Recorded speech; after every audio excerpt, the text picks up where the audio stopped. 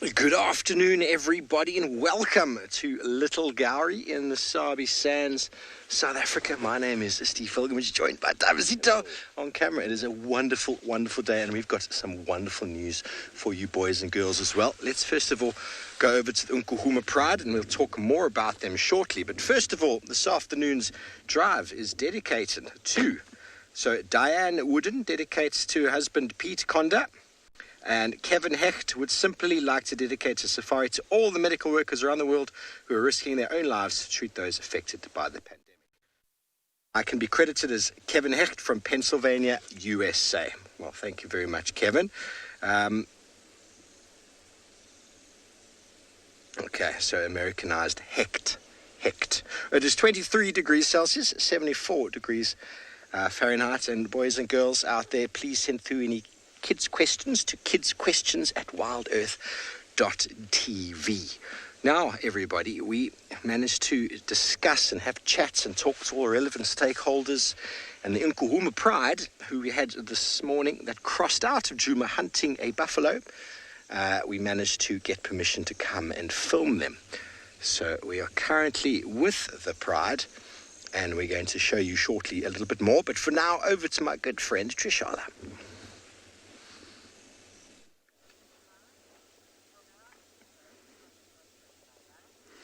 Yes, look at this.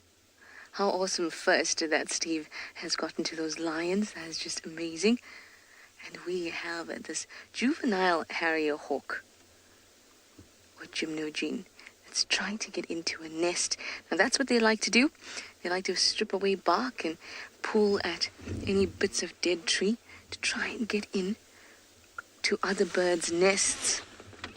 And that's when they'll eat the chicks and the eggs. Hello everyone, my name is Trishal and I've got BK on camera this afternoon, and we are off to a good start. Firstly, we had a squirrel on the bonnet, which was excellent, and now we have this harrier hawk or gymnogene up in this tree. Oh, that's just gorgeous. Now it's been sitting here for, or rather trying its hardest to get into whichever nest is in that tree to try and get a meal.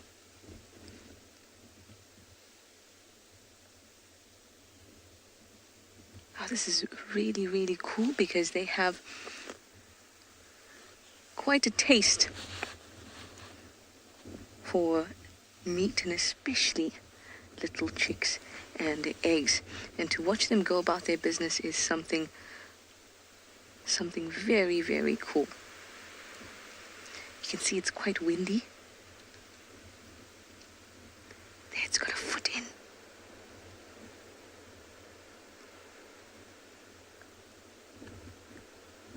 Now their feet are specially adapted to kind of not dislocating, but almost double jointed, so it can move around, scrape through in nests and pick out the young of many birds.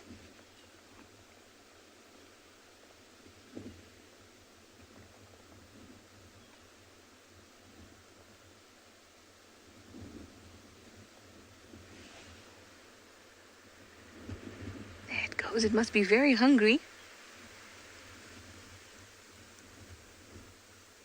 It must have seen exactly what bird went in there.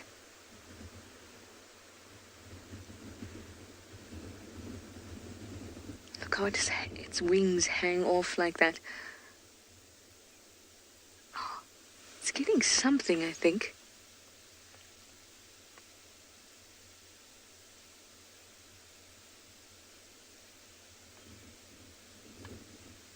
I think it's battling with the wind just a little bit to keep its stability. But see how its wings are out?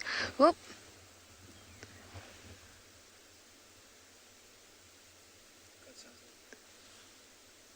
Is that something in its claw? It's moving around there.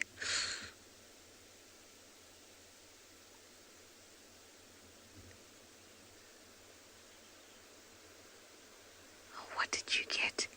Now they'll also go after amphibians and other little things. We can just see a little flickering. Can you see that at the bottom?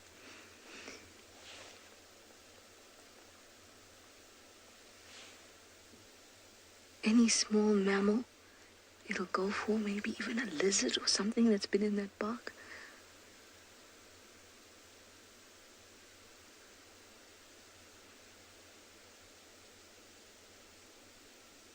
Show us, buddy.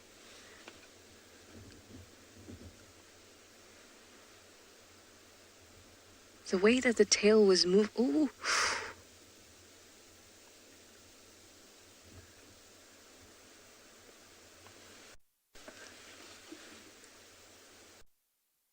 The way the tail was moving, it looked like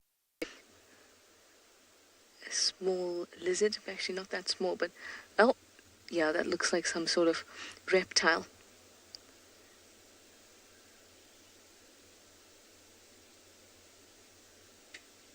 And now it's moved it totally out of our view.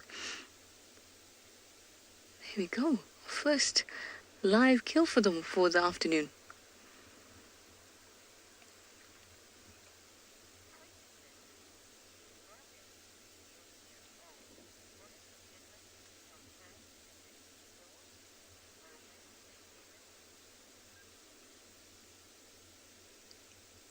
Very, very cool. Morgan, you are 11 years old, and you'd like to know what exactly is the difference between a hawk and an eagle. Well, we say that eagles, or true eagles, have feathers along their feet. And you can see that this hawk doesn't have any feathers along the feet. Can you see that? Kind of looks like it's not wearing any pants. The eagles look like they're wearing pants. And eagles are generally stronger and heavily built.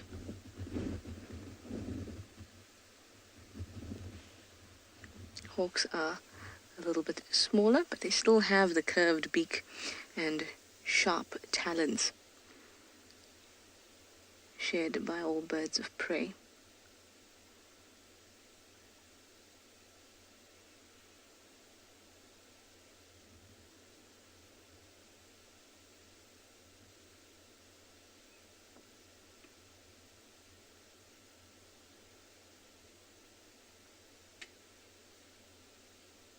That is really, really cool. It's always nice to watch birds for a little while. It doesn't often happen because they fly away quite quickly. But if you're lucky enough, like we have been this afternoon, to just watch from a distance for a little while, you can get lucky and actually see them hunt, essentially.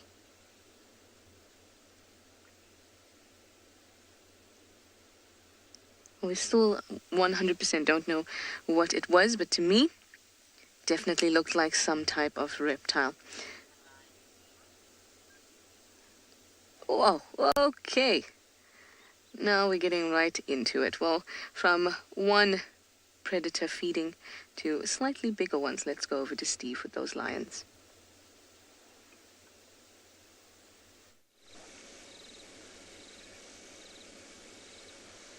Well, we're starting just here with the whiteback vulture sitting in the tree waiting for a meal. Just want to let all of you know that we do have a buffalo that's been killed by the Djuma Pride. So if you are against those sort of things or a bit squeamish, now's the time to look away. We've now got a few members of the Pride, one adult lioness and two cubs currently feeding on this buffalo bull. Now, this morning, if you weren't watching, we had the Djuma Pride, 4 females run across the road towards the south, towards Little Gowrie, which is where we are now, and we heard them attack a buffalo. Big buffalo bull, they were on his back. I had a brief view of them on the back, trying to pull it down. And a gentleman we know on this side told me what he saw is that the big buffalo was making a lot of noise, and another bull came from Twin Dam side, from Djuma side, to come and assist his brother in arms. He was attracted to the bellowing, and the bull that was there initially threw the lions off, and the lions attacked and killed the rescuer, the Good Samaritan. So, very bad way for his day to have ended, but the volition of his intentions were good. And now he's going to feed a very hungry pride.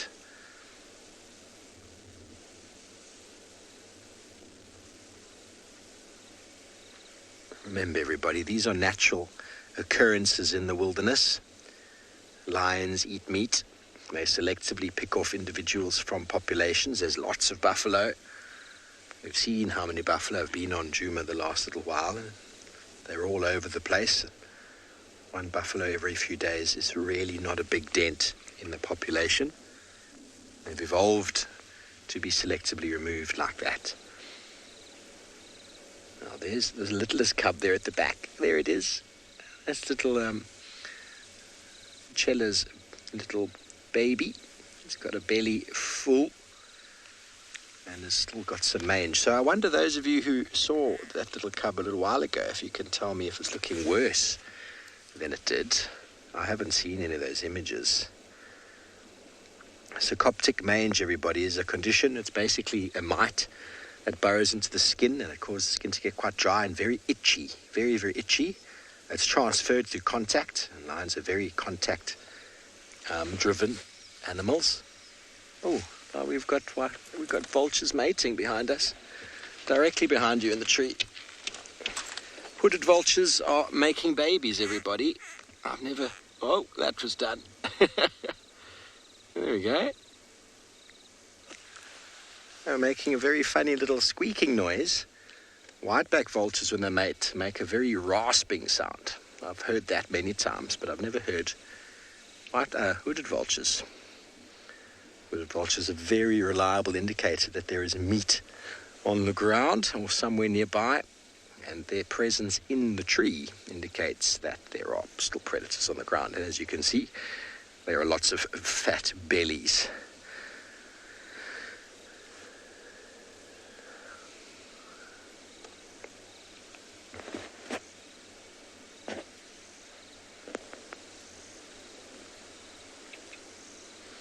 Hano, age 12, you want to know why mange is so difficult on lions and other animals? Well, lions touch each other, constantly rubbing each other all the time. So there's always contact. You'll notice that with the adults don't seem to have any mange. It's really in the youngsters. So the youngsters are a lot smaller, maybe their condition is not as good, and it's definitely something that increases in lower conditioned individuals. And once it's ripe, it gets rampant, and the only thing that really fixes it is increasing and building up one's condition. So we've had mange. Djuma Pride had mange a year and a half ago, with another couple of males that were hanging around, and that came and went without really much incident. But now it's affecting the cubs. And it looks horrible. It's supposed to be very irritating for the cubs, very itchy and very uncomfortable. But nonetheless, they will survive. It doesn't kill. It won't kill anything. It just makes things very uncomfortable, and they look rather scrawny and rather, what's the word? They don't look very nice. But that just goes to show that they've rubbed the hair off completely. You scratch and scratch and scratch and scratch, and eventually the hair is completely removed.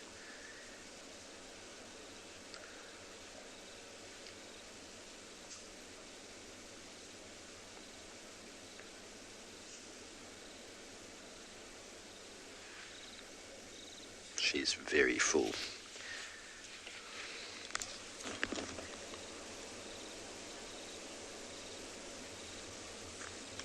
Hello, Dirk. I want to know if there's a hierarchy on who feeds first. Well, in the Lion Pride, lions, for example, let's talk about this discussion here. This buffalo would have been pulled down. There's only adult females here and their cubs, and it's a big animal, so they all would have pulled it down, and then they just would have started feeding wherever they can get access. Because it's a big animal, there probably wouldn't have been too much of a difficult time. But when it comes to hierarchy, if there's males around, males completely dominate a kill site, and they will eat more than the females and knock the females around as well. Males sometimes will allow cubs to come and eat without causing any harm, but sometimes they prevent females from eating. But when you're on a big animal like a buffalo, you don't see the same sort of competition as you would see on an animal like an impala or a wildebeest or something smaller. When the food resource is smaller. The animals all have to get as much in as they can, as quickly as they can, and it becomes very, very ferocious. And the biggest and the strongest will get more, and the biggest and the strongest will get bigger and stronger because of it. And any weak individuals, especially with regards to the younger ones, that aren't able to get in there and get a good meal, it will affect them negatively over time. Most definitely. But the hierarchy is about strength and dominance. And if you're not strong enough to go in there and take it for yourself, you're not going to be a very good adult lion. Okay, well, very good. We're going to stay here the whole afternoon, I suppose, with the Djuma Pride, and we're going to send you all the way over to Tswalu Kalahari to say good afternoon.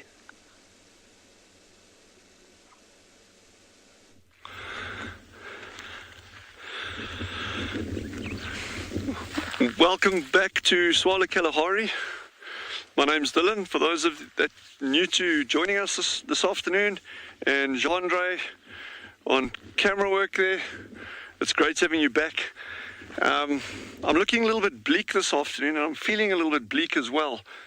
The reason for that is that whole badger saga that's been drawing out since yesterday morning, yesterday afternoon, this morning now. So we're now back at what we call island burrow system. And this is the usual residence of the Khosagrang Mosadi and her family. And this is where the pups were born. And remember, we were saying how the squirrels had moved from that burrow south of us into this burrow system on high alert. The meerkats were all on high alert because the badger had taken over that system over there and dug it up a lot. And then this morning, last night we sat here, we didn't get anything.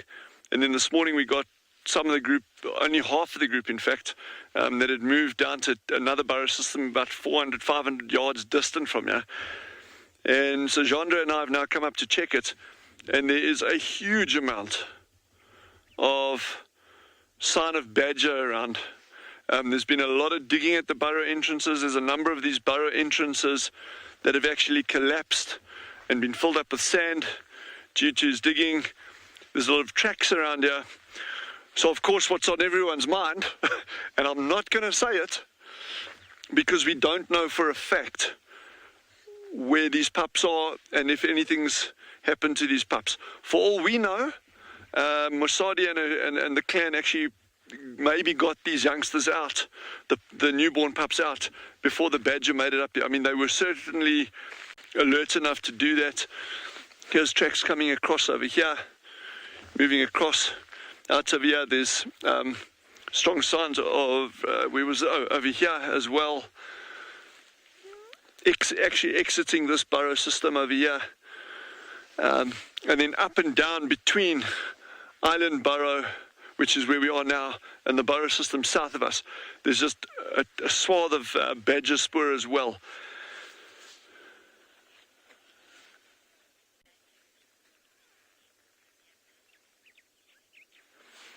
So look, absolutely, a badger will definitely kill and eat a meerkat if he can catch it.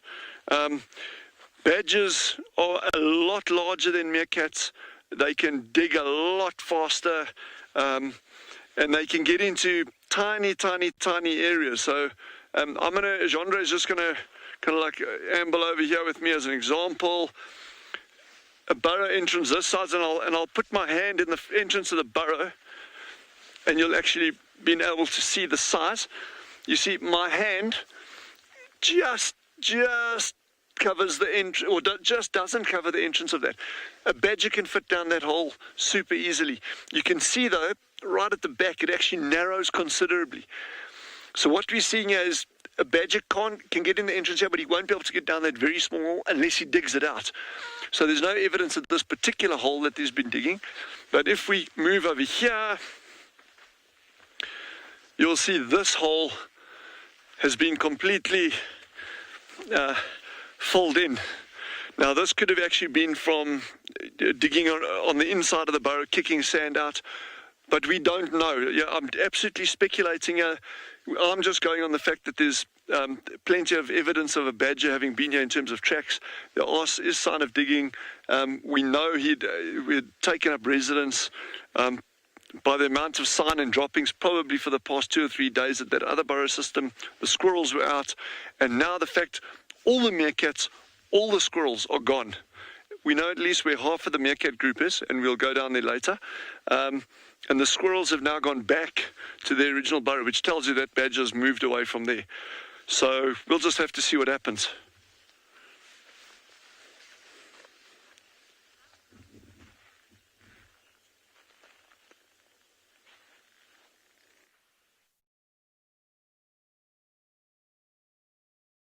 Age 7 has just asked the question about how long would a badger normally live for? A meerkat, sorry. How long would a badger... Geez, I did it again. You see, I'm brainwashed here with badgers. Let me try this for the 3rd time. Okay, hold on. How long would a meerkat live for normally if it wasn't eaten by a badger? So in captivity, they can actually live for quite a long time. And there are records of them going up to 12 years. But that in the wild, that would be absolutely exceptional. What we're looking at in our environment here, 4 to 5 years kind of would be the top limit over there. But remember, out here, they can battle to get food if there's droughts. There's a lot of predation on them, a honey badger just being one example. They can be fighting with other meerkats. So there's a lot, and disease. I mean, you can get certain diseases that come through these populations. So there's a lot of wear and tear on a meerkat in a natural system. And the same, since I repeated the word badger twice, the same would go for a honey badger. You know, in captivity they could live for a long time, but out in the wild, lifespans of animals are normally reduced just because of the stress and pressures of everyday life. And it's not the kind of like stress and pressures we have. Oh no, wait, we don't have any. but certainly in terms of like natural effects taking their toll on them and that. So, yeah, lifespan of animals is always a difficult one. I mean, we can say this is the kind of normal lifespan. And on swallow for meerkats, it would be about 4 to 5 years.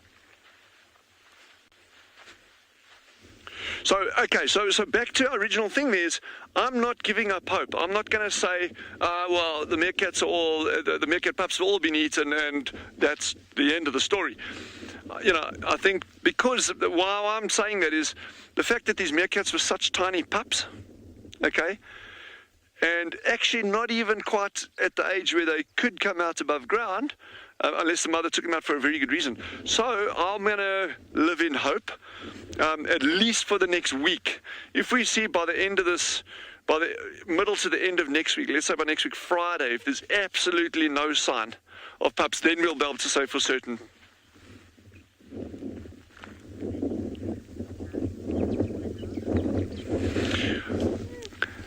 Hanno, okay, Hanno has just asked, what does a honey badger track look like? And I'm going to give you a really nice example. So the tracks that we've got here is in this very thick sand, which makes it, the shape becomes very, very unclear.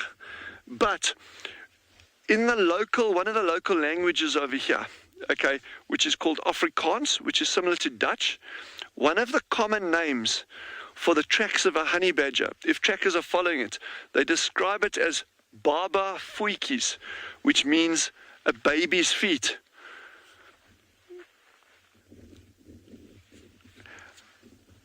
Okay, so it's called baba voetjies, which means baby feet. And a honey badger's tracks look remarkably like a little baby's feet. I'm going to make a very rough imprint on the soft sand over here, and you'll be able to get a very rough idea. And we often make these kind of things on beaches and that kind of stuff, so you'll recognize it. But it's almost like that, with pads there, and then you've normally on the front, and a pad at the back here, sorry, actually. And then on the front here, you actually normally get like claw marks. That's a horrendous badger foot. Old Jandre's making faces like, what is that? Maybe it's a bear track. But if we see like a really clearly defined honey badger track over here, then we'll show you. So on the soft sand, you know, anything walking down here, it doesn't leave clear indentations, unfortunately. But I'm quite excited, and I'm not going to go like all depressed on us now. I want to first wait another week, and then we'll know if there comes a time number where we say, well, by now the pups should definitely be above ground. Then we can say for sure, okay, well, the badger probably won that round. But until then, we're not going to give up. So I think in the meantime, head back to Taylor and that awesome sighting she's got on that side at Pridelands.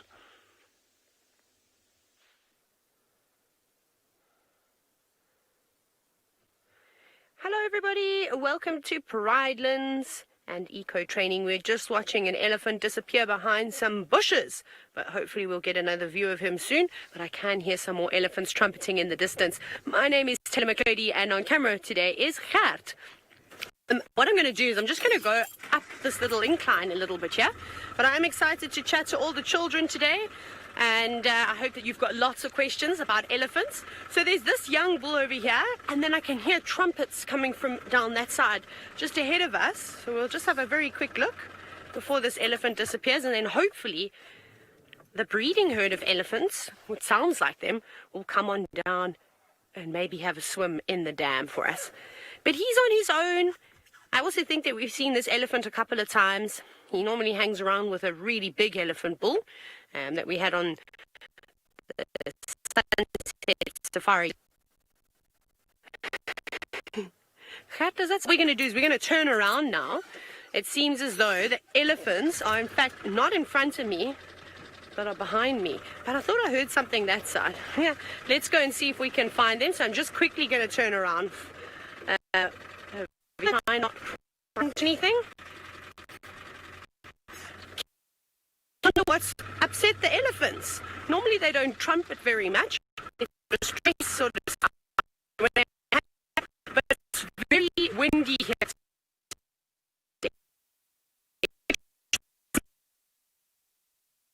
Like this, be a bit of a problem.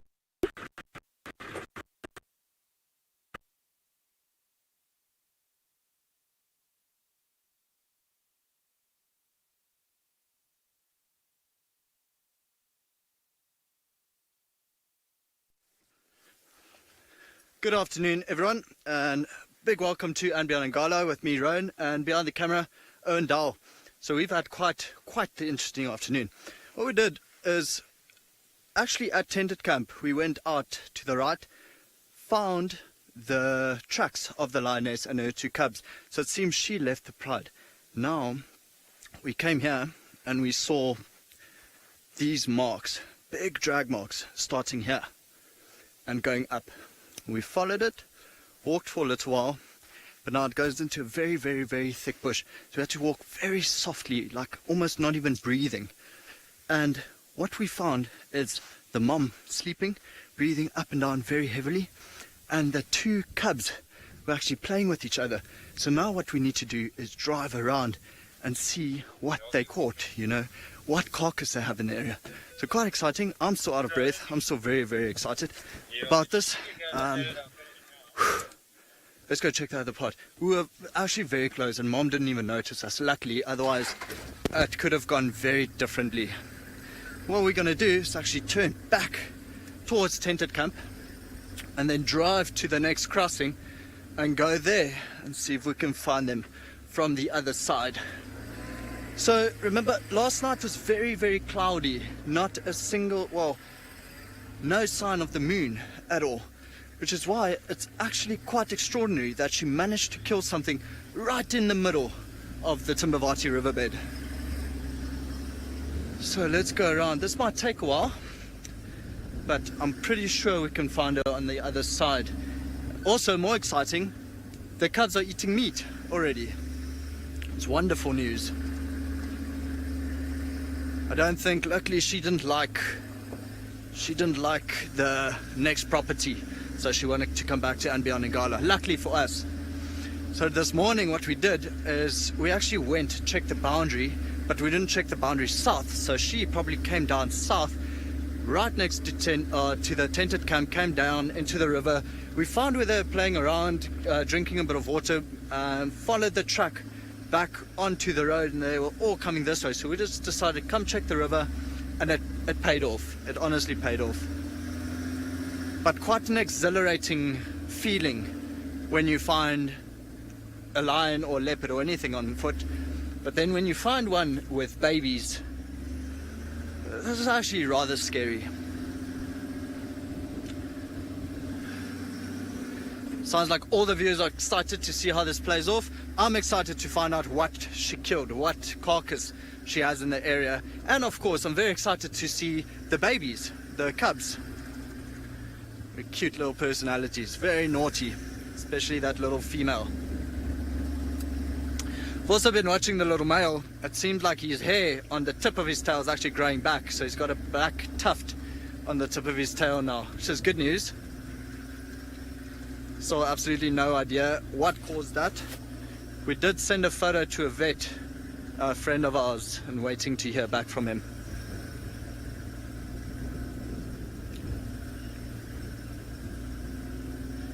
Okay, so while we go around, see if we can find them on the other side, we're going to send you back to Steve with his lions who are already feeding.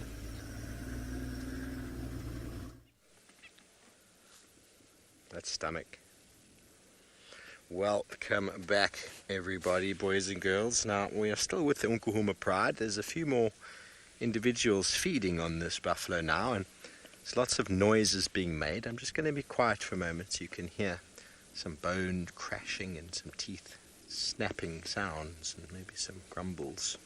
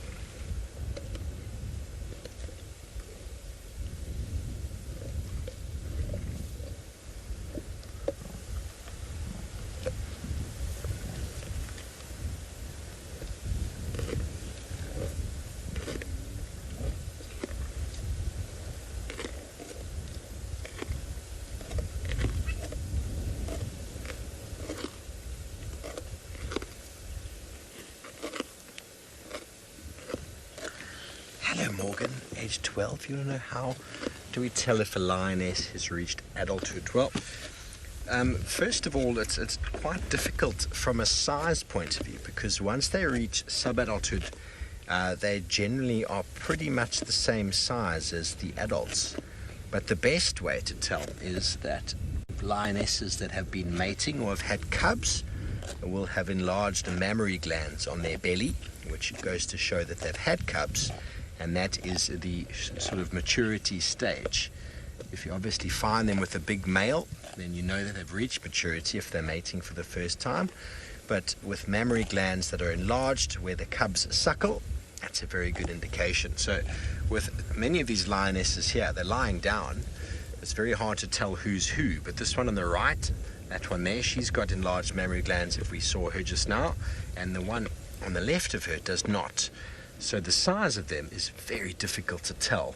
And you've got to know your lions very well to know. If you just came across a pride, you wouldn't know who's old and who's not. Obviously, as lions get older, they get injured. Their teeth also break down and get broken as they get older.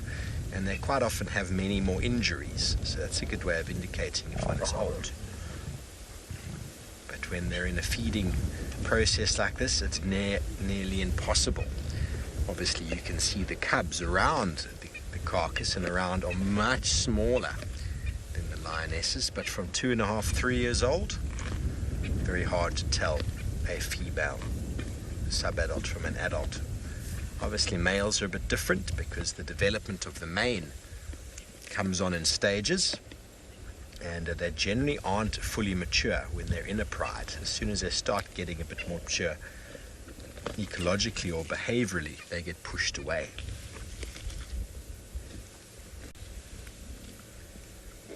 Nothing on this buffalo will go to waste. Nothing at all. What the lions don't finish off, the vultures will, and the hyenas. They've eaten an enormous amount since we left them here this morning, but there's still lots of meat on there. 700 to 850 kilograms worth of buffalo. 1,500 pounds, if you will, somewhere around there. And the lions eat, on average, about 100 pounds, the adults, in a sitting. I've read 36, but a big male lion feed on about 50 pounds. Female, not pounds, 100 pounds. A female about 60 odd pounds. 100 age 12, who's got the strongest jaw between a lion and a leopard? Well, leopard for its size is phenomenally powerful, but a big male leopard only weighs about 180 pounds, whereas one of these lionesses here, female, can weigh close to 300. So a lioness would definitely have a more powerful bite. But if you had to enlarge a leopard to the same size as a lion, I would say a leopard's probably got a more powerful bite. But it is much of a muchness, I suppose. Both of them will be very painful. The hyena has got the strongest bite, very powerful jaws, very powerful teeth to be able to crush and crack very thick bones like those of the leg bones of the buffalo, which the lions won't be able to get to.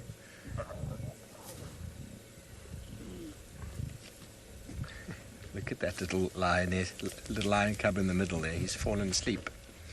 Doesn't want to go too far away from the food. There we go. There's my pillow for the day. Food coma, indeed. Isn't that cute? You often see that. You often see these animals get so attached to their food. Why move all the way over there if you can just stay where you are? There we go. There's the youngest in the pride, feeding deliciously. It's been with the pride non-stop, I believe, since I left.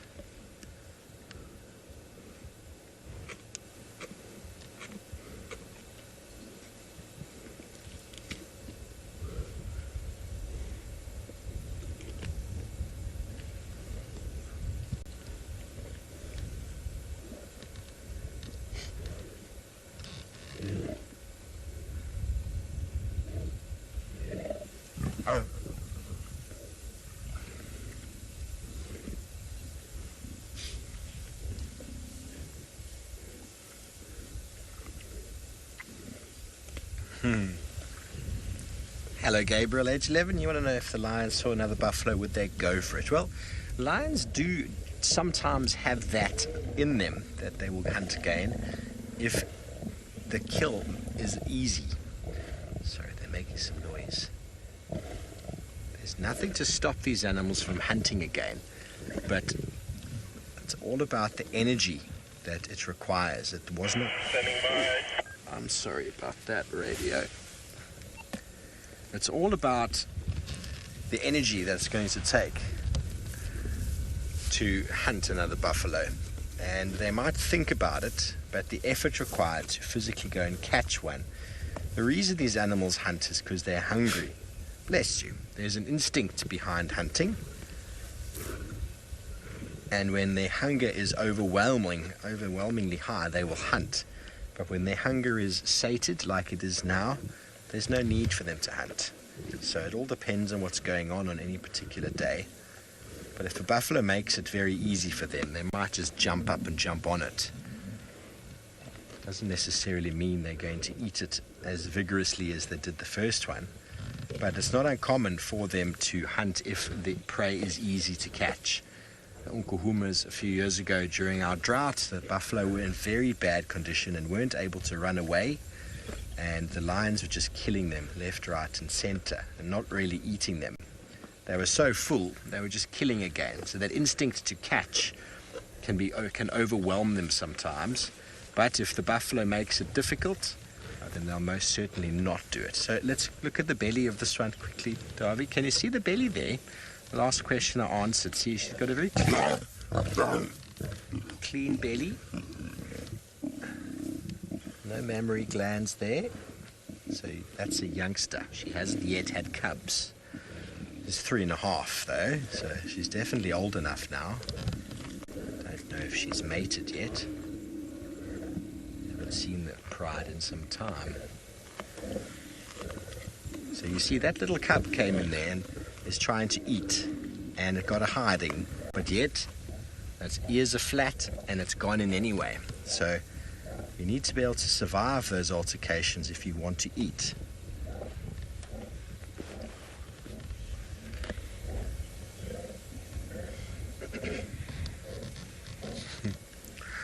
Hello Morgan, age 11. Well, lions get so full, it's ridiculous. And they will fall asleep on the kill, like you can see the cub has done. And at the back there, Darby, can you see that one's holding onto the head? Now that lion has fallen asleep there as well. So they will eat and eat and eat until they pass out, if there's so much food. Sometimes though, they kill small animals and the animal doesn't go very far between them. And then the lions have to eat as much as they can quickly, and then they will eat again and hunt again if they can. But you'll notice with lions like this, when there's a lot of meat, they'll eat until they seem like they're going to explode, and then they might fall asleep right where they are, or they might walk away to go get into the shade, or they might feel the need to go have a toilet stop or have a drink. All of these things can happen. Like we've still got a few that have moved over into the shade on the other side that will be coming back again to eat in a not so distant future. And their bellies are still full, so they can't help themselves. They eat as much as they can when it's available.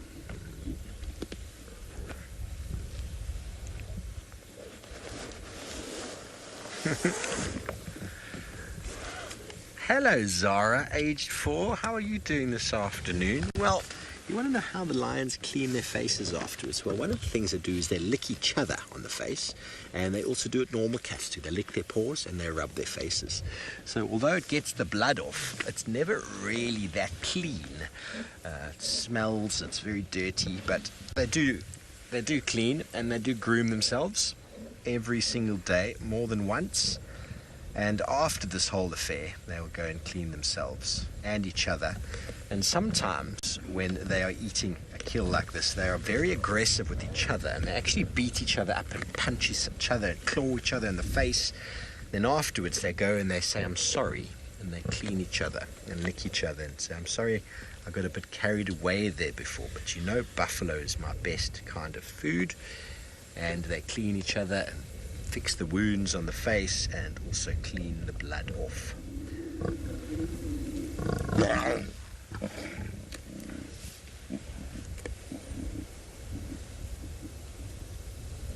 You have to be tough to be a lion. Oh, our little friend's woken up. The little cub in the middle, he's woken up and he's decided it's time to eat again.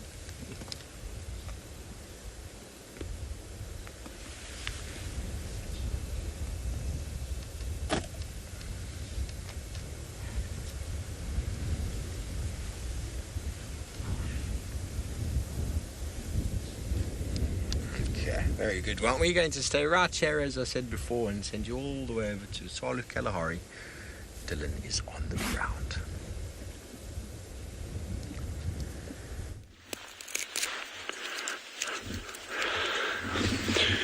So Jandre and I've now followed, come back down to the burrows where this honey badger had taken up residence, and you can see the entrance there. That was the burrow that he was using. Okay, you got that, Jandre? And then you got all these very faint hairline marks over here where he's been in and out. There's been a lot of squirrel activity, so they've come in here now. But then very interesting, and this is what I want to show you guys quickly. It's quite gross, but pretty cool. This is a honey badger dropping. Okay. So there's a lot of bones inside it. And actually, it was like, I should have this a knife and fork. There's a lot of bones that have actually been broken up. So I want to actually, that's the urine there. I want to see on this section here, but you see all those big bones, eh? Or when I say big, I mean relatively, that's who knows what that is. Oh my word, we have a Tilo, I must tell Tilo, our snake researcher. No, wait. I thought that was a snake fang, but it's not. That's the bottom jaw of something. You're the stinks, eh? Anyway, I want to just see, you see a lot of sand in their droppings because they're foraging often, on the sand, underground, catching things. So you'll normally get a lot of sand in the droppings, which is also very, very typical. Sorry, I'm just trying to, probably would have been easier with a knife and fork. Okay, what is this? This is an interesting potcher. Okay, so I can't even make out what this is. But it's just nice to see all those bones. What I was looking for, and I'm not seeing it, is obvious signs of a skull. Because if you get obvious signs of a skull, that would be a fairly or relatively easy way of being able to tell what it was that had actually been eaten. But like I said, I don't see that. Yeah, I'm not seeing any obvious signs of skull. But I mean, look at the size of these bones. Okay, and this is this looks almost like a bird. Kind of, in fact, it is a bird. Those bones are almost hollow, very light. So that was probably some kind of bird that had caught in it. Maybe a ground nesting, maybe a lapwing chicks. Who knows? There's a kind of vertebra there. There's a vertebra of something.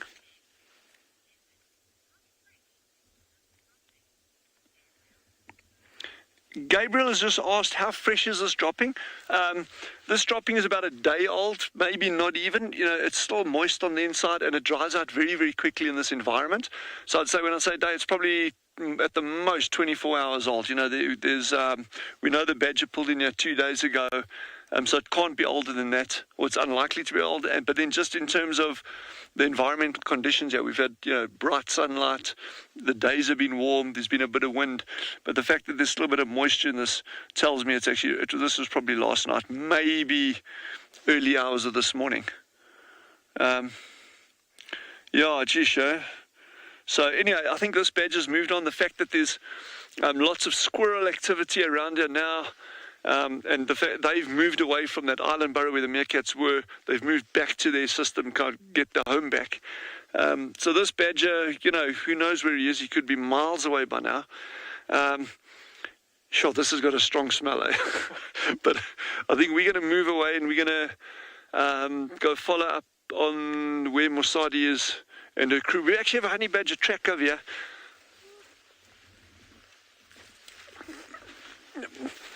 We've got it's not a very clear track, but here's a honey badger track over here. There's the front claws and then the back pad. We've been walking around a little bit. So we've trampled others by mistake, actually.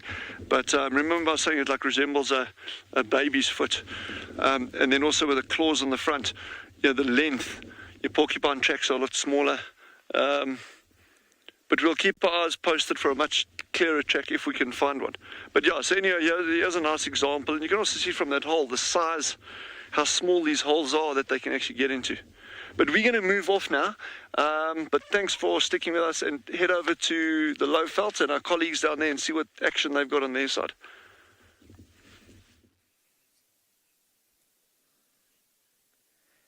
So we came around and you zoomed into the little lioness, the female, and you can just see that belly is so fat. You've been watching her trying to move around. It's basically more of a crawl than moving. Just to her right is the little young male, and then behind the male is where the mom walked into the thicket. And where we are, you can actually see she managed to kill an impala ram, quite a large impala, and I am still just so amazed that the mom managed to kill this impala right in the middle of the river, then drag it through to here.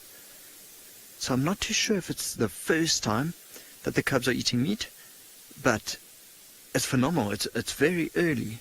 I mean, whenever I spoke to guests, it would always be like, oh no, usually at about 3 to 3.5 months. And I mean, these cubs are about, 2 months and 10 days, if even that, maybe a little bit younger. Still very, very young. They look quite comfy where they are. You can hear the mom licking herself. I'm hoping that she would come out the bush. There's the young female just stretching towards the brother. But a little bit too large to actually get up and move. It just ate a little bit too much. Still very up and awake.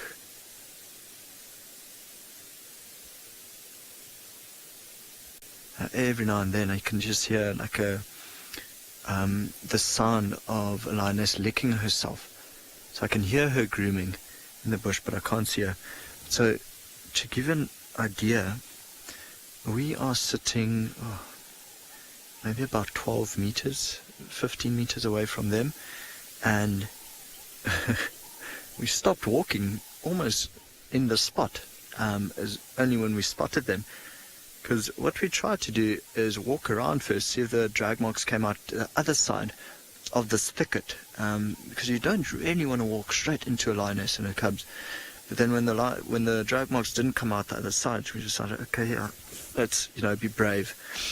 I keep saying me, so it's Sean and myself. Let's be brave and just slowly follow these drag marks. And we are extremely lucky. Mom didn't even look up. Her head didn't even lift in our direction. Did quite well. That cubby is falling asleep now. It looks so comfy. The grass looks so soft where she is.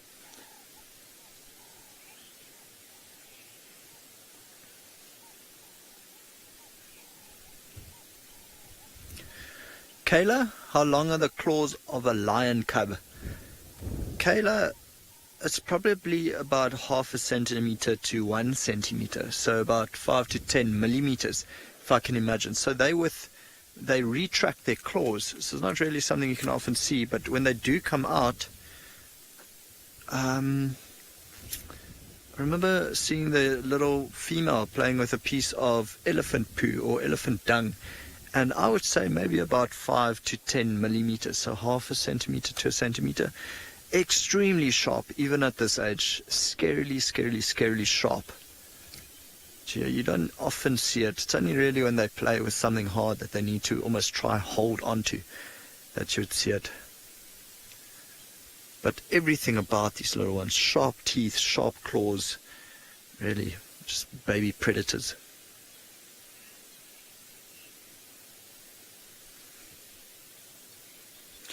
So yeah, it seems like the kids' drive has now come to an end, but it doesn't mean we don't want to hear from you. So still, please keep sending your questions through, send your comments through, interact with all of us.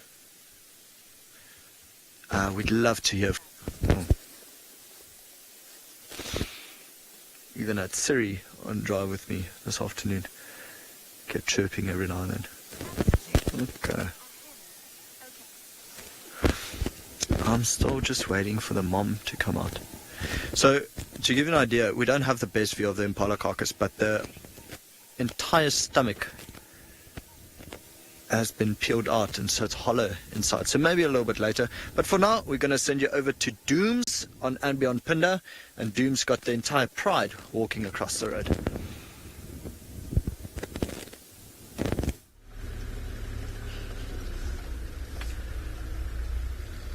Good afternoon, everyone.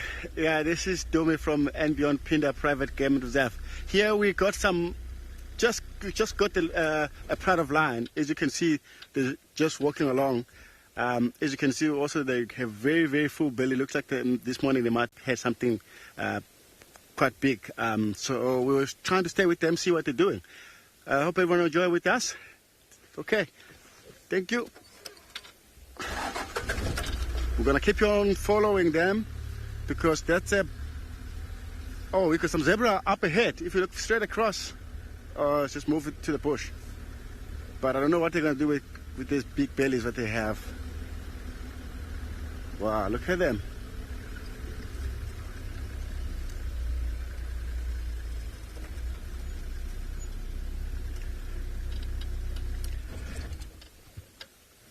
And I love these animals because they always, if they especially when they're active, hunting and playing around, feel more powerful animals as well. This is what make me more think they're more special to have them.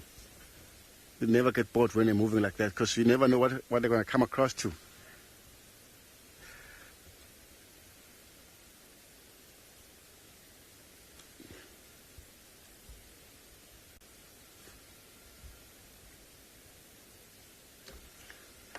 Wow, we're trying to keep on following them and see, because the zebra crossed down towards them.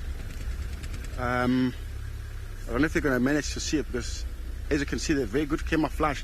Look like that lioness, she picked that view of that zebra there. Oh, you see the zebra running? Right, but I think too far away from them. You can see the zebra running across right there. All the cubs are also looking. But yeah, as you notice the bellies, how full they are, there's no chance for them to try and that far. Unless if it's very close by, because lion, even the full bellies, they can still go for something coming along to them.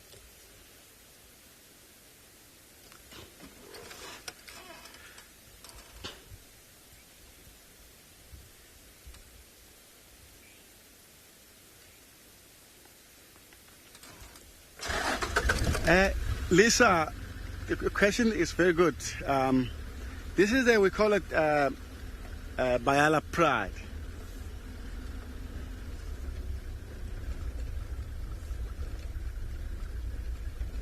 Yeah, they're still looking. It looks like they're looking at the zebra, but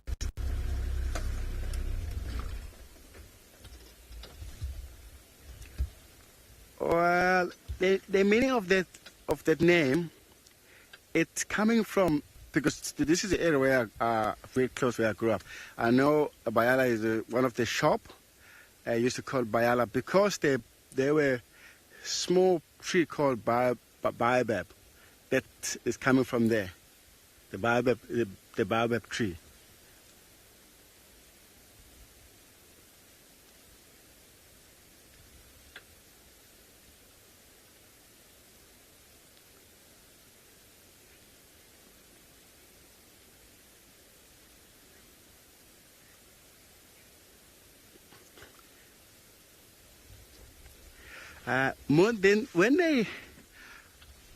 When they full belly like this, they can take everything very slowly, and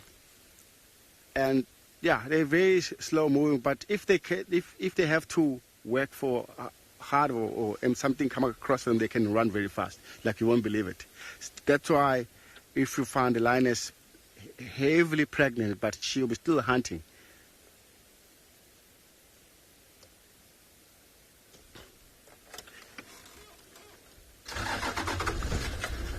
Let's try to get around and see if we can get a better view from there, because so many bushes are over this area. Oh, it's a good thing now. They doesn't look like they interested about that zebra who just ran across. And the other thing, we don't know what happened overnight, because this morning we managed to find one of the male, which is the dominant for this pride, and he was also full belly, but very similar area where these animals they came from. So we're thinking they might be caught something very big. We got no idea what was that, and because even these lions, they're all full belly. Could be one of the reason why the zebra is running around by himself. Maybe one of the zebra get caught somewhere around this area. You're not too sure.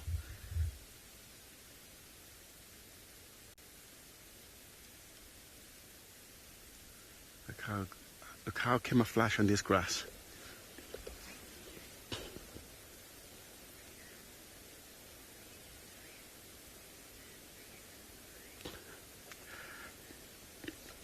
In this pride, we were about 8 lions, but it looks like one lioness is not around at the moment. Maybe she's gone for hunting. We have like 5 cubs here and 2 adult lioness at the moment. So we're trying to see, maybe she moved ahead of them, but we have 8 lions in this pride.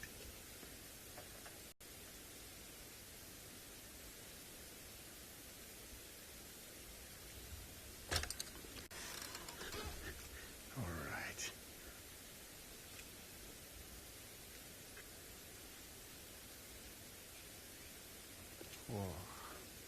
Okay, let's try to come around and see what they're doing, because that looks like they might be taking slowly, moving around.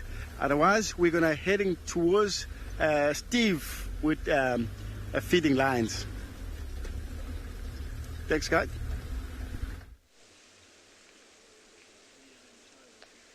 Yes, well, thanks. We're back with us and our half awake, half asleep lions.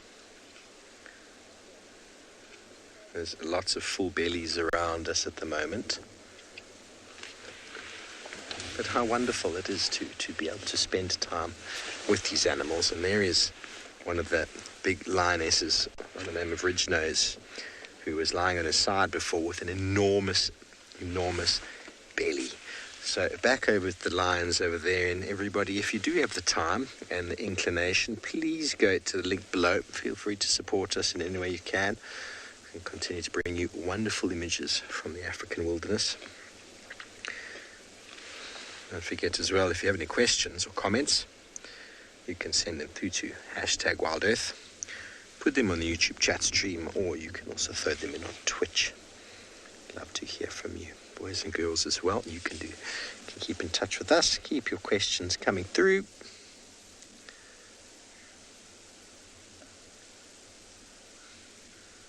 We're wondering where the evoker males are. The 2 big boys. There are 3 big boys, but generally 2 together. Where are they? Maybe this pride has moved away from them. No doubt, when we come here in the morning, they will be probably here. And that is a very content-looking lion, isn't it? Not a very content-looking buffalo. His face has been flayed.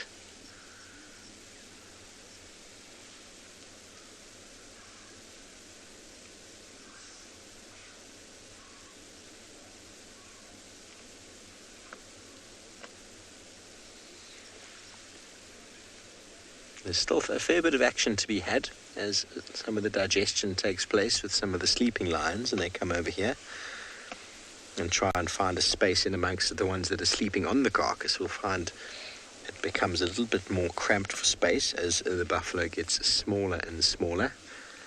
Look at that belly on the right, that little cub. Oh my word. Can you imagine having a belly that full of food? Cannot imagine.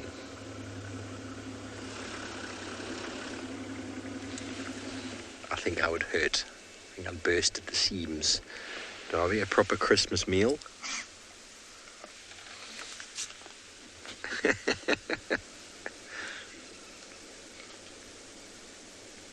The typical side of the teeth carving action, the carnassial shear.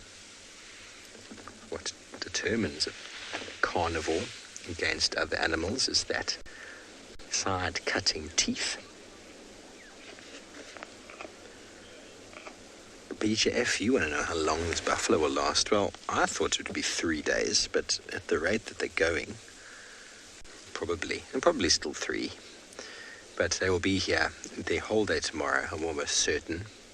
And then we'll see what happens on the 3rd day, how long that lasts. But it also depends on whether the evoker males turn up. If they do, things will change, because they will be able to eat their lion's share and take a lot of that meat away. There's still a lot of meat on the rump, on the sides, so lots to be had.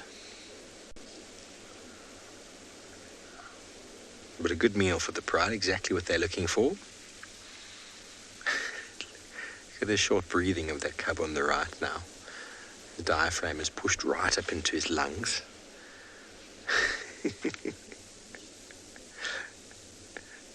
Have you ever felt like you're so full you could pop?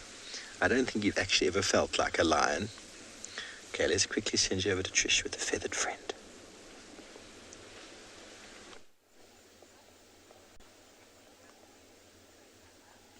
I have felt so full that I could pop. I'm sure that this African hoopoe wishes it could feel that way too, eating lots of little insects. Must be difficult to get properly full, but they don't only go after insects. You can see they have that long beak, kind of like tweezers.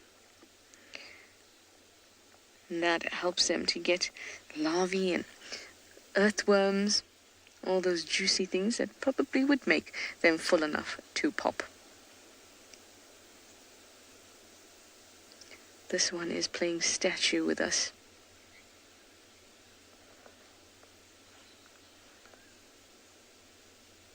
Okay guys, this is spectacular. This is the most still I've ever seen an African hoopoe.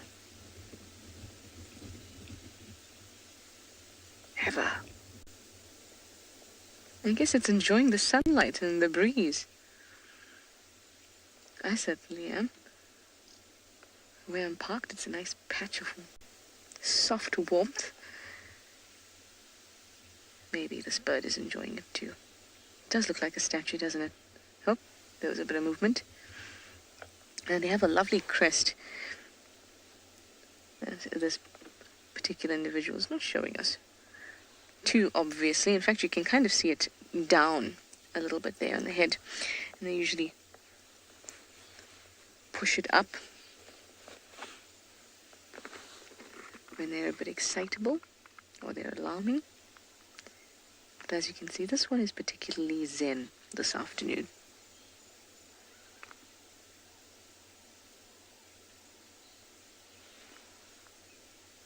Now I came along here, I've just passed Buffelshoek Dam, which basically has nothing going on, which is a shame. I was hoping to see the hippos that live there and some elephants. That was my main goal. Some illies would be lovely. In fact, I just heard some branch breaking nearby. So I'm going to go up to the northern boundary, maybe onto the fire break, and see if I can find some elephants. This is unbelievable, this bird. Hi, Anushka, you'd like to know how strong are their beaks. I can't tell you I have a number for you. And given its structure, quite long and slender,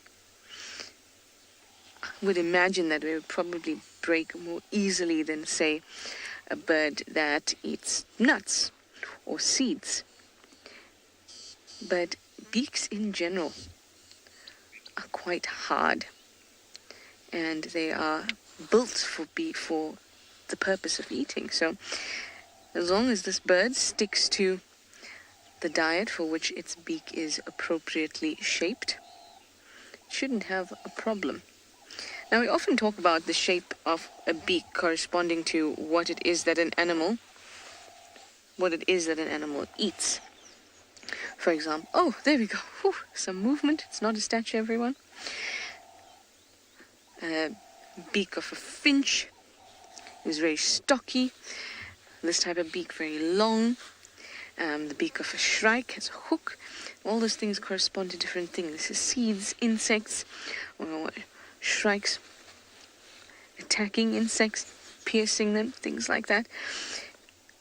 Or rather, it's always been said that biologically we look for the shape of the beak to correspond with the food. But recent research has actually shown that it's not that simple, because the beak serves other functions as well. It's not just to look for food. Also means that you need to be able to clean all of your feathers, be able to reach them. And if this had a beak twice the size, it wouldn't be able to reach. It's now failing to sail or failing to fail. I think failing to fail sounds nice.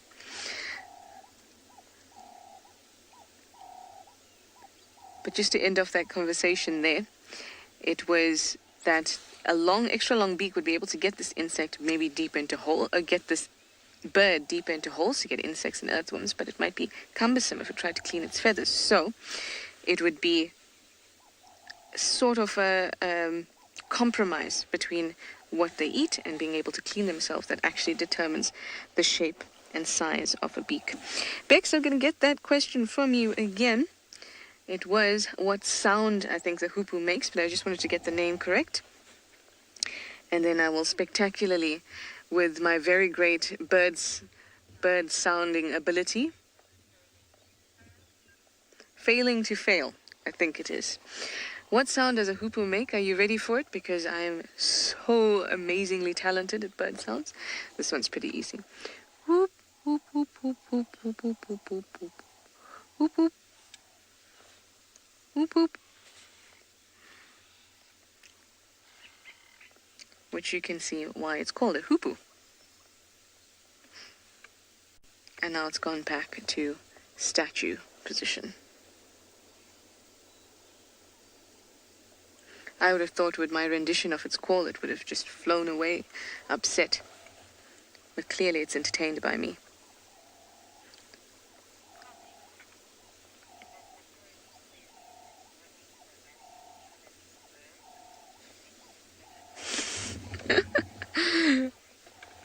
Linda Poley, you say it's winning the mannequin challenge for birds? I think so, Linda Poley. I think so. I will bestow that crown upon it when I move further ahead. Anyway, let me send you over to andBeyond's Ngala with a very, very little cub.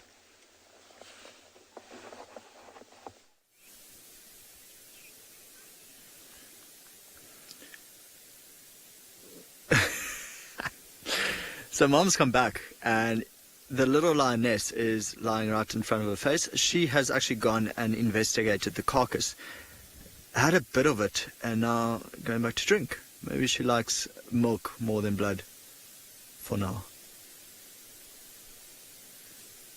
Yeah, straight in there. And see, very, very keen on that milk. I think the little boy, it looks like he's almost fallen asleep there on the teat. You see Mom's heavy breathing. She's definitely had some impala not too long ago. They've been rather vocal since we've been sitting here. A lot of sneezing, a lot of moaning. Very, very cute.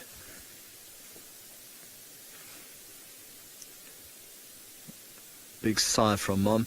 Of course, this would be quite painful for her. They've got very sharp little teeth digging into her teats, and you'll see the little lioness, she's got a paw on the stomach, so every now and then squeeze a little bit just to try get or push more milk out. So I don't know if you can hear this. You can hear like the slurping, but she's trying to squeeze down to another teat. James, 12, wants to know at what age do lion cubs start eating meat. James, I said a little bit earlier that usually we only really see them, or every book will tell you about 3.5 months. So this is why it's so surprising for us to find these little cubs already at a carcass at just their tender age of, I think it's 2 months and 10 days, a little bit less than that maybe. So very, very young for them. Although I must say, you know, at this age, usually lions would still be denning. And what this mother has done is just defied all lion logic or every single book that tells you what lion behavior should be like. I guess these lions don't really read the books. But she's been following the pride. She introduced the youngsters to the pride. She's walked with the pride everywhere, even out of andBeyond Ngala. Now she's back, and the cubs are already at a carcass at a very young age. So yeah, James, it's you know, again, it just goes without saying there's no strict rule to what these animals should and should not do. But I mean, I usually read 3 to 3.5 months, so this is quite nice. You know, these ones are eating at just over 2 months already. See, Mom's looking quite a little bit tired now.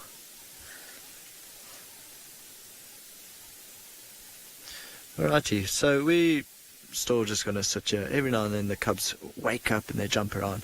But for now, I'll send you back over to Tswalu Kalahari and then Meerkat.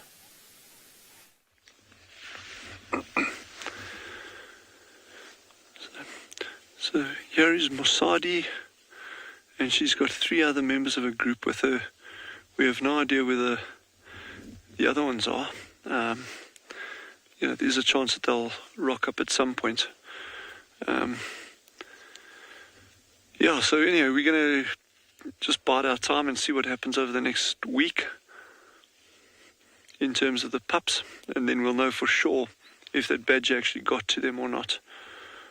We can always hope. Try to look on the bright side here. She's very alert. They'll be doing a lot of foraging around this area during the course of today. And Rebecca, the lady that's been doing an amazing job with the habituation and that.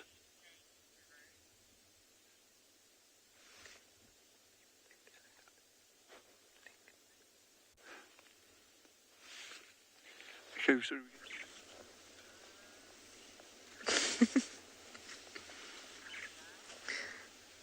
This is hilarious, everyone. Firstly, I must say thank you very much, elephants, for making an appearance. But this is way more than I expected. 2 precious calves.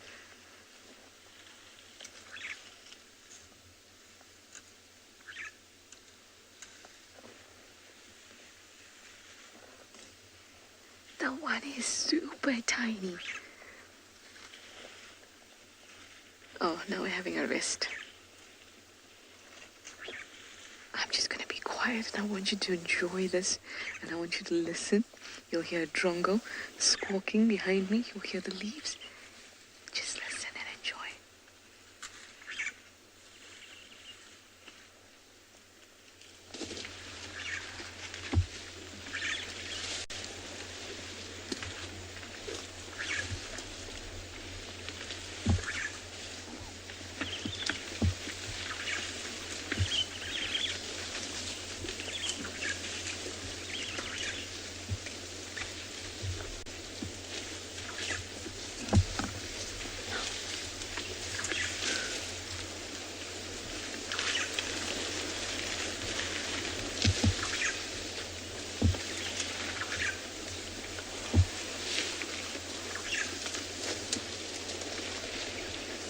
Oh guys, I know I said I'd be quiet, but this is too cute not to comment.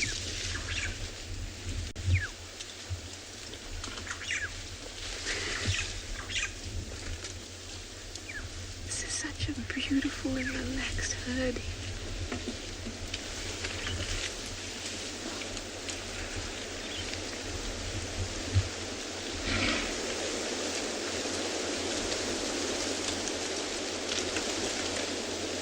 These two look like they're about a year older, so they still fit under the belly. That's the smaller one. This is the slightly bigger one. Hi, you two. Say good afternoon to the world.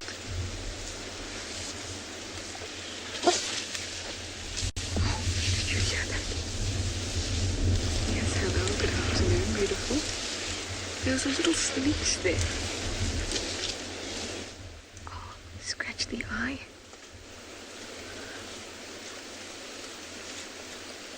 Little calves like to show a bit of bravado at this age, especially if they're male. Can you see how that one's passing straight under the belly of mum? It's telling us it's about a year or under.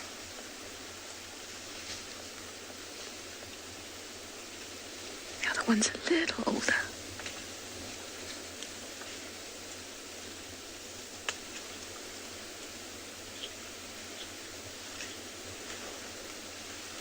Go find your friend. There's some more little ones about to cross. It's just in front here, BK. This little calf is about to cross the road too. There's quite a few calves in this herd.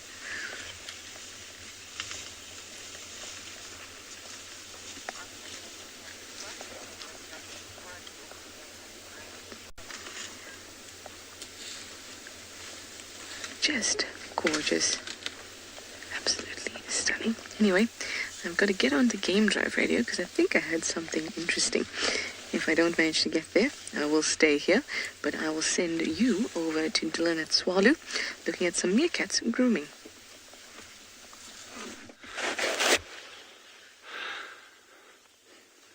So we've got a lovely example of allo grooming going on here.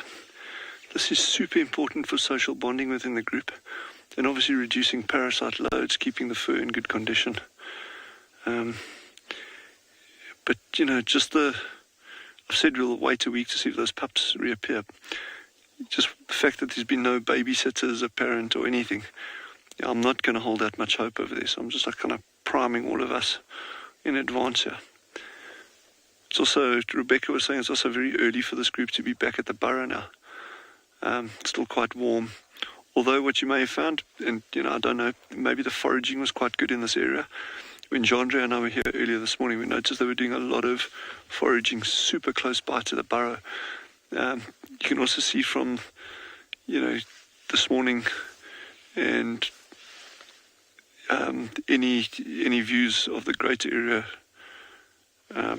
this afternoon, actually there's a lot of grass around, so you may just find that there's a higher abundance of food in this area, so that they might not need to forage as far afield. And of course there's always the yep, Jandre has just fallen over now. Yeah, there's also Jandre's laughing. That's very sweet. They are such charismatic little things.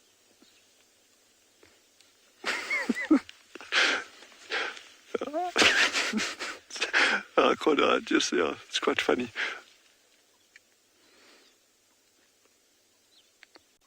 The squirrels popped out of the burrows to the right-hand side as well.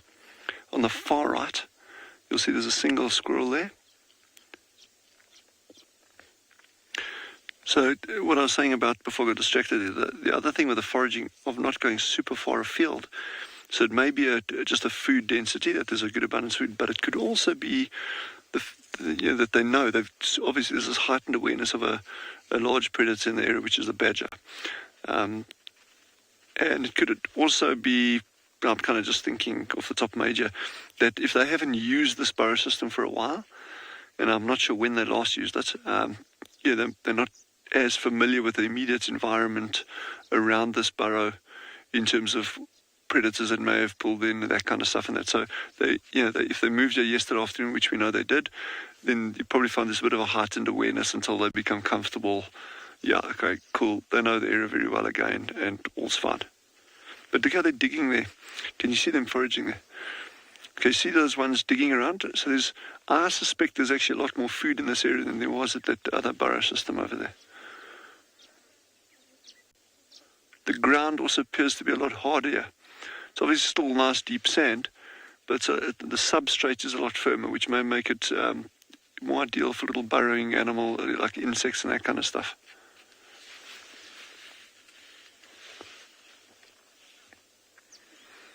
Wow. It sounds like Taylor has a baby elephant playing with the rocks. I think head over there.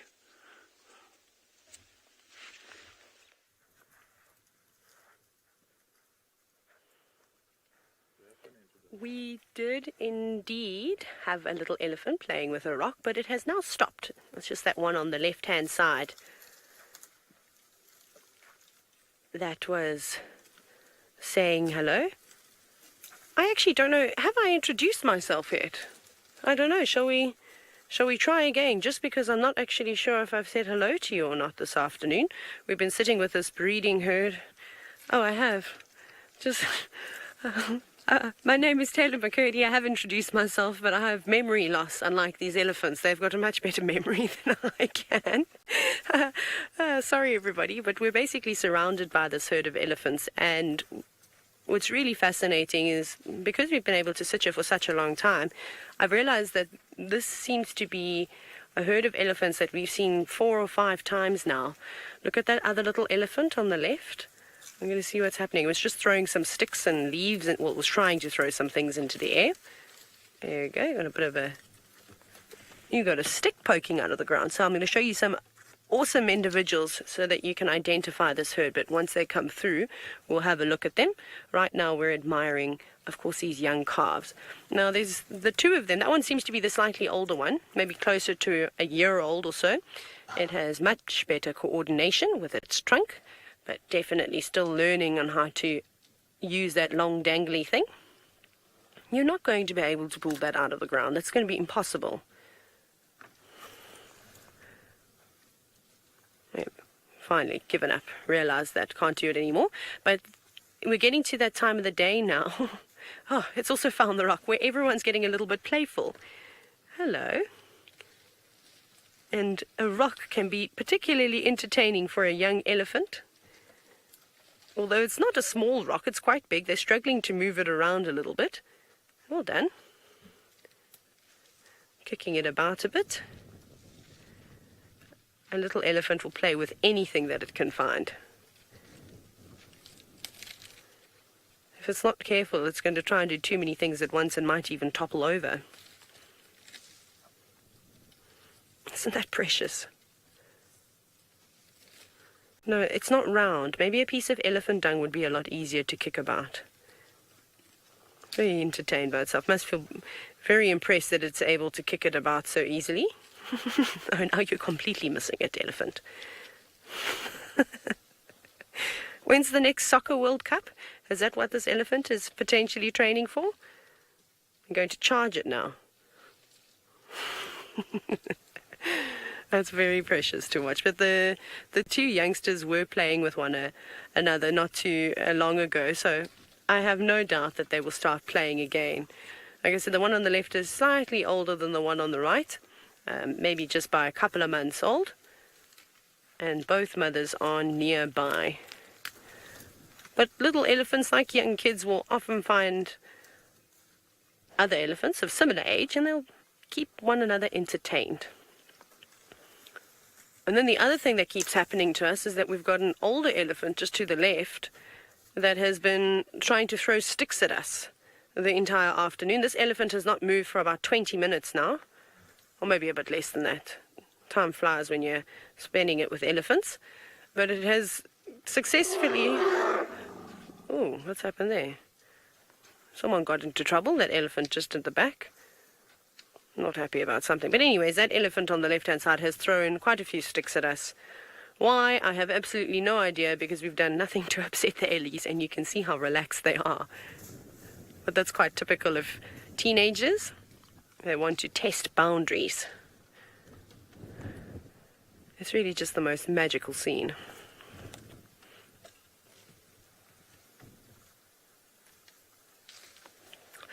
Luna, I'm not sure if there's been any studies done about elephants being able to recognize humans as individuals, in terms of, remembering them. However, there's some incredible stories out there. If you look at Anthony Lawrence, for example, that rescued a herd of elephants, maybe you've read the book The Elephant Whisperer, it's one of my favorites.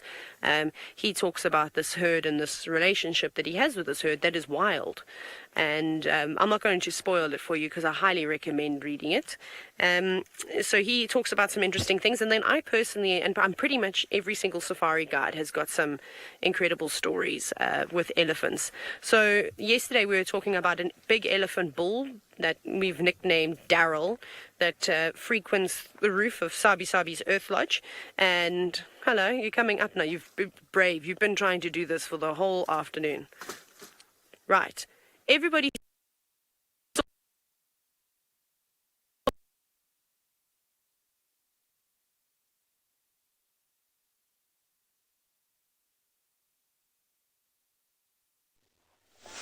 Sorry guys, we just lost Taylor there briefly, but it's okay. We still have some elephants. I believe hers is also being very, very entertaining. Now ours were lying down. It was almost an elephant competition, to be honest. And they were lying down and playing with each other, flopping down. One was holding the foot of the other as it was trying to drag it along. Very, very cool. Oh, there's little Birchall Starling trying to say hi to that Ellie.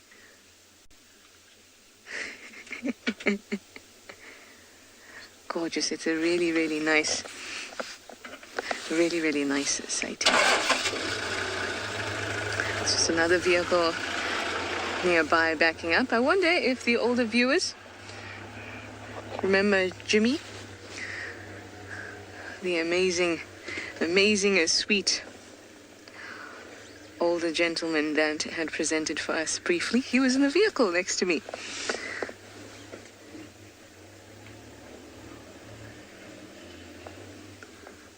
That was just really nice to see him. What a sweet man.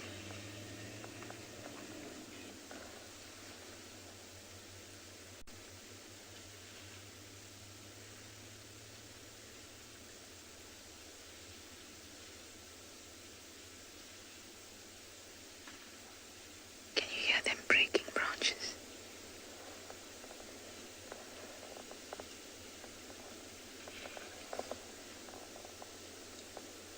Rustling and rustling. And this time of year, I know we've had a good wet season, so our vegetation's not looking too bad just yet, but starting to dry up, and the sound is quite beautiful. The trees are always dropping leaves, and it's getting a little windier. All the animals, when they move, are making a little bit more noise.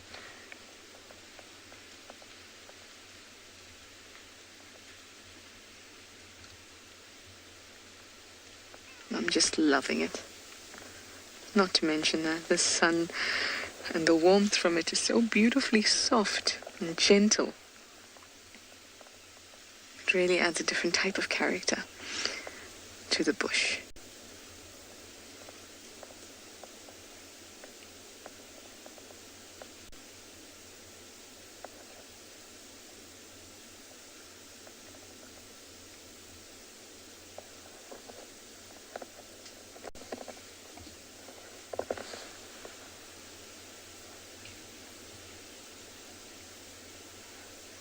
The elephants would have had a really good run with the grasses this year. And now they'll start moving on to leaves. Especially once all the good juicy stuff has dried up. Then they'll move on to bark as well. Anyway, Steve's lions are having a drink, so let's go over and see.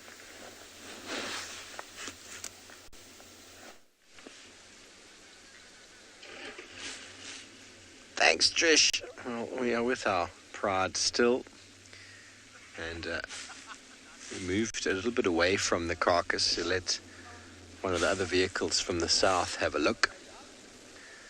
And now we are back with a couple of them.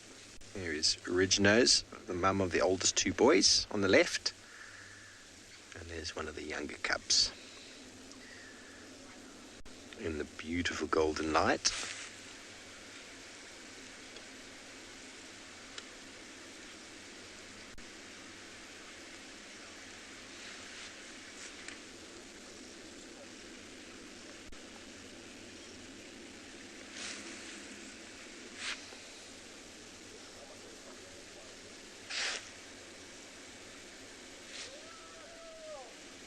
Some elephants screaming in the distance.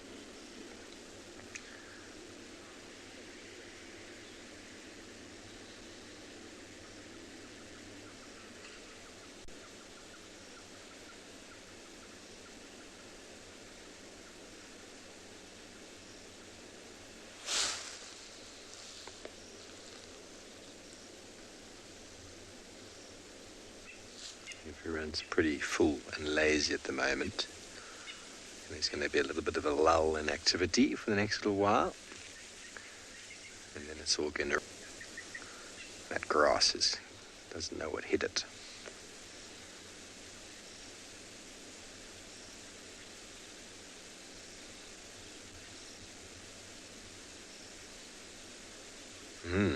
Definitely not a vegetarian, that lion. Really enjoyed that, didn't he? There we go. Oh, we got the vultures mating again, Darby, on the tree. There's the bottom ones. There's the hooded vultures. It's the third time we've heard them.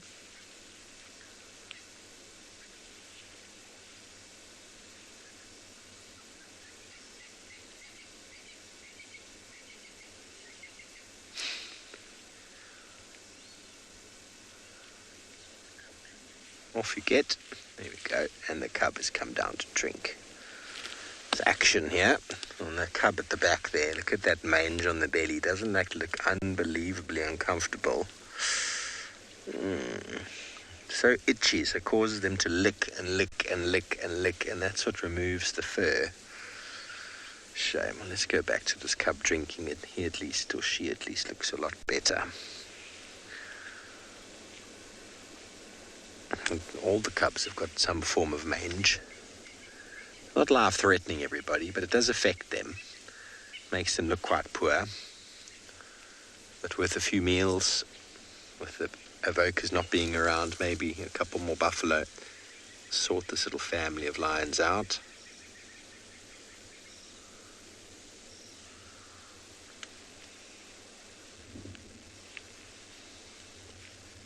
After all that food, you'd wonder, where is the space for the water? It's so full.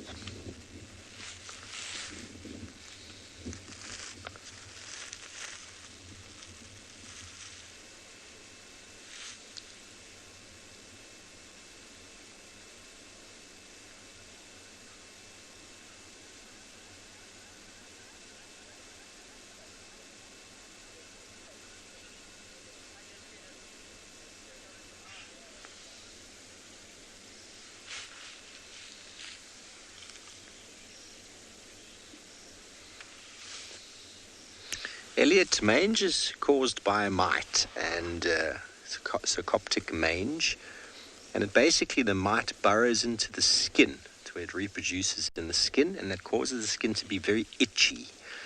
It's all it is really. It's basically like lice, but it grows on many of these mammals that we see, and it causes such itchiness that animals scratch themselves until they lose all their fur. It's not life-threatening. But you do see prevalence of it in individuals that are in a bit lower condition, and these cubs are all in a little bit lower condition. Darby, we've got the hooded vulture trying to sneak through the gap here. He's going to take a chance. Look at him. I hope the cub spots them and chases them. It's always fun to see cubs doing that.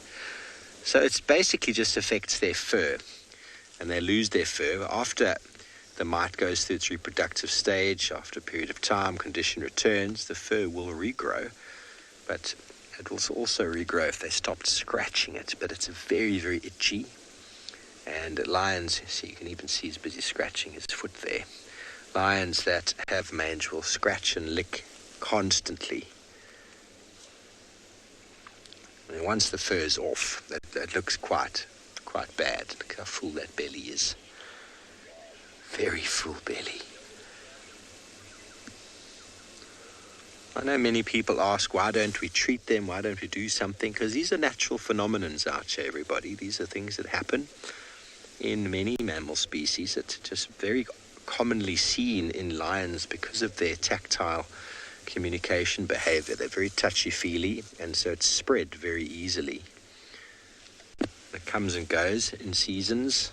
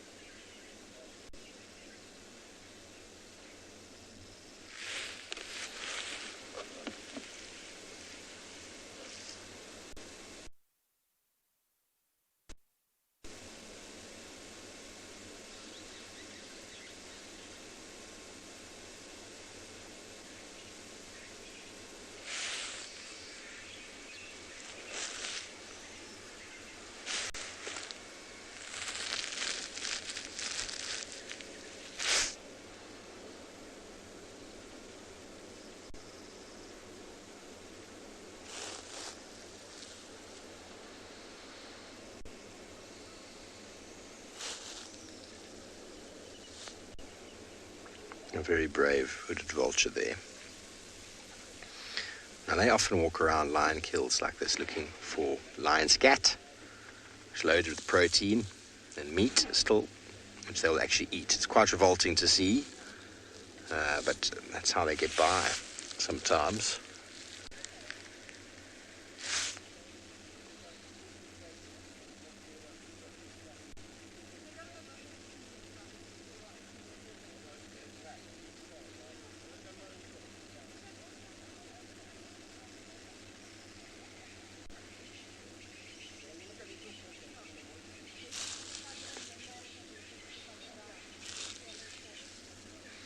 Okay, well, it's an afternoon of cats and lions, and let's go over to andBeyond in Ngala, catch up with their lions.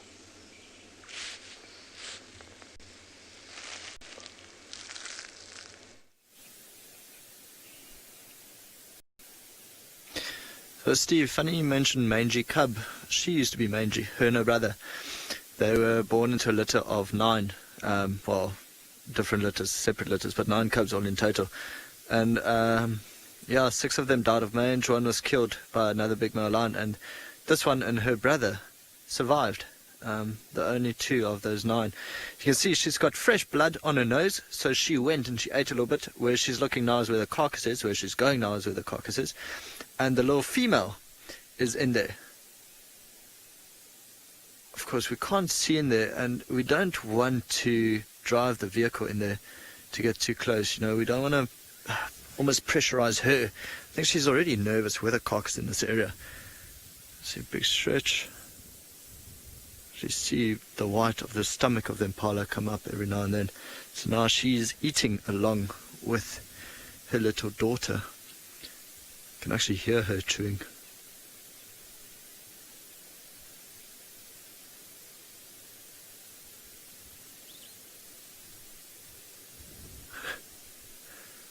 Quite a fresh carcass. You saw all the blood, the very deep red on her nose. So quite a clever maneuver what she did here is to drag the carcass into the thick grass there and right underneath a buffalo thorn. So the reason why they do this is they don't want vultures to see their carcasses, because vultures coming down attracts other predators, so other lions, or hyenas, anything else that is in the area would come to where vultures are dropping down. So she tries to keep it as secretive as possible, which is why she dragged it from the river straight into here, and that's how we found her in the end. I think the little boy is getting jealous. I can see he's waking up slowly in the back. I'll keep quiet a little bit so you can hear her chewing or trying to open up the carcass. He might come and join for a bit of a feed.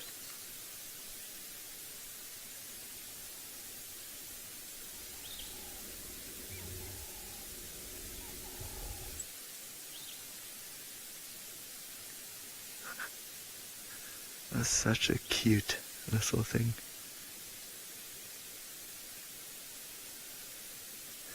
So see, the legs are so short, so it's tough for him to maneuver through the very long grass.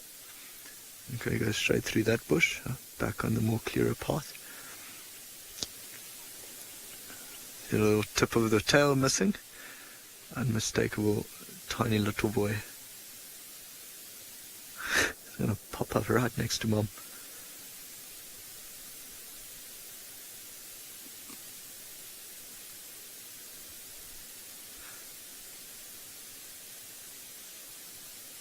He's back into the clearing, back into the open.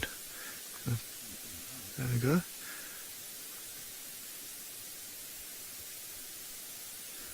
I think he'll be quite careful how he gets into this carcass, because the mom is feeding, and you know, even though it is his mother, she'll be rather aggressive. In the end, it is a lion on a carcass. So he'll approach very, very slowly, quite gently. He might even lick her on the side just to say, okay, I'm coming, and then try get his head in there and start feeding. So luckily for them, you know, it's only the 3 of them feeding on this carcass. You can imagine if this was the entire pride, these youngsters would not be able to feed at all. I can hear her chewing.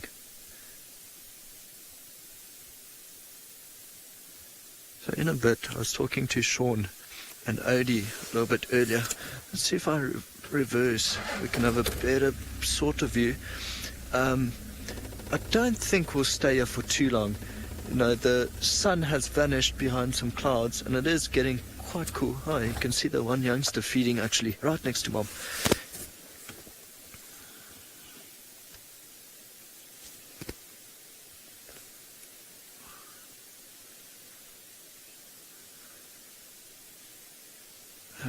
Cheeks asked a question, is this Lioness still part of the Pride right now, or have they formed their own Pride?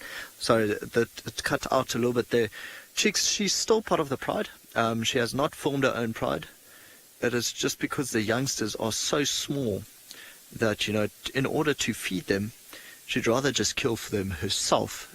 Like I was saying, it's healthier it's better for them.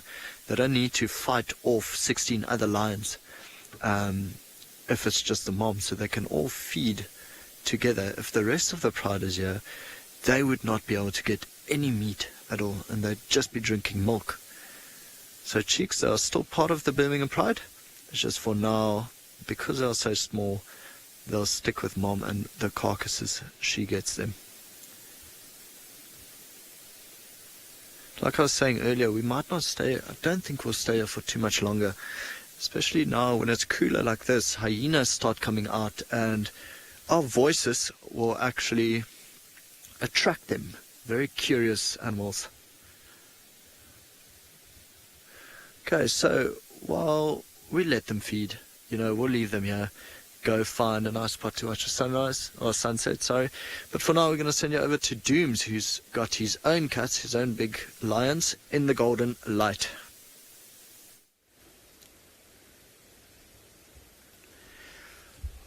Welcome back, guys. As you can see, right towards this grass, you can see like a kind of golden color over there. Look very similar with the grass, which is very beautiful. Sun shining direct towards these lions. They come very stationary at the moment. Looks like they came actually very close where they're lying down. It's actually the game path, which they came from the southern side. They went to the northern side to the water hole. Looks like they might be drank from there, and now they're looking like they might going back in the same direction where they came from. Into our mind, we think they might be caught something there, and they might be later on, and maybe they're gonna go head back there to, if they something left there to finish it.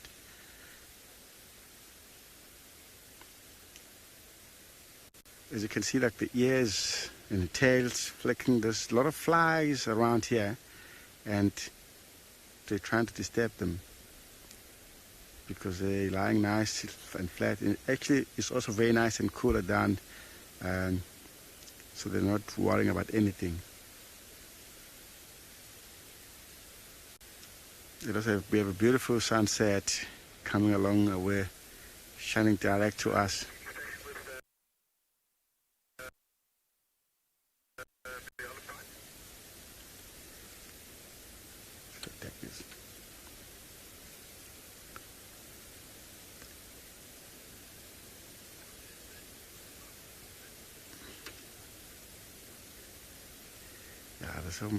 It's so nice to see them lying just like that, because anything comes around moving, it'll be amazing to see how their reaction can be.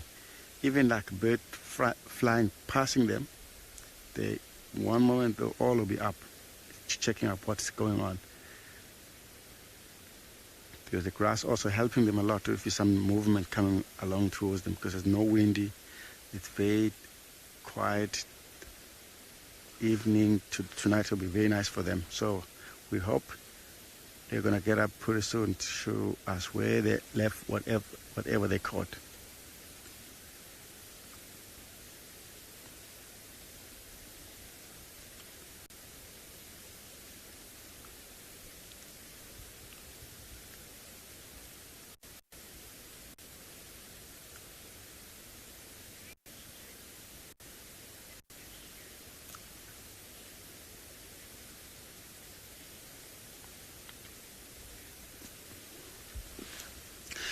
Nushta, what I liked most of the bush, because everywhere you go, Nashta, you always find something different. Even small things, not only big animals, even like small creatures, they will be more interesting to watch. Like you will never believe. You'll never get bored into this place like this. That's what I like, Nashta, into the bush.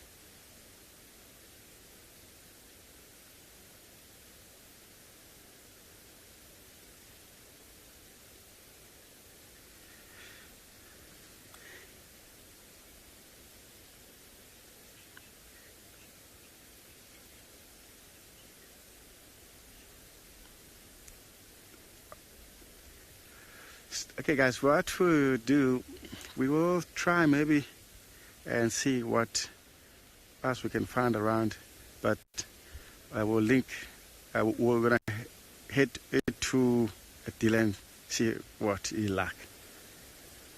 Enjoy that.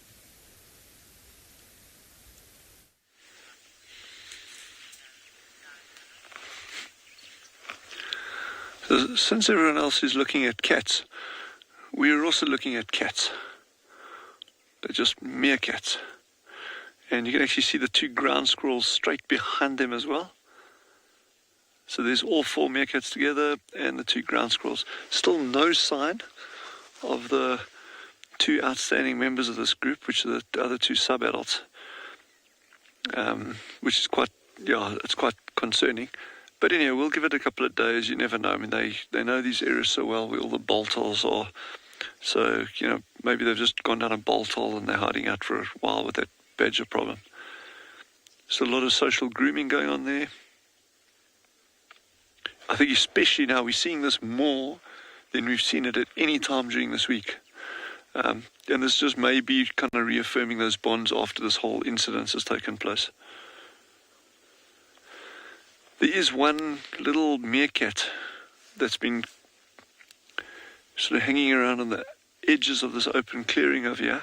It's definitely not from this group, and that's almost certainly a dispersal animal that's trying to join a group. So, and he can hang around for days and days and days, sometimes weeks before he actually gets accepted, or doesn't even get accepted at all into the group. And there's obviously a benefit, in terms of what the habitat can support. And at the moment, I'd assume there's a fair amount of food around, particularly in this area. There seems to be a lot of foraging activity here. So for them to accept another meerkat into their group, there's probably a big benefit there in terms of that added vigilance. And I think they've learned the lesson the hard way, if our worst fears are confirmed on the pups. But genre, now that's our gut feel, I think. Yeah, but anyway, let's give it a week or so and see what happens.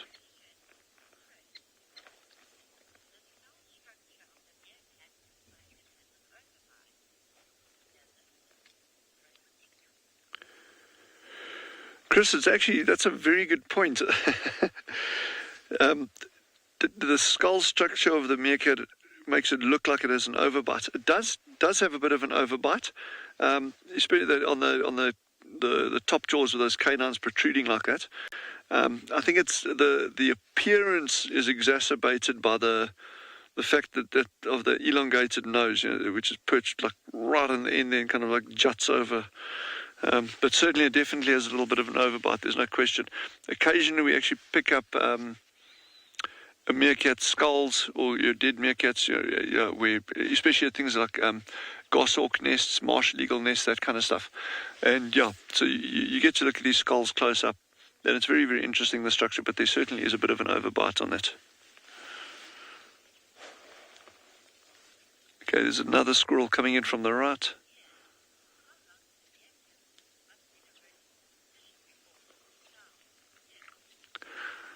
Yeah, and how long can a meerkat sit up in a vertical position before he falls down?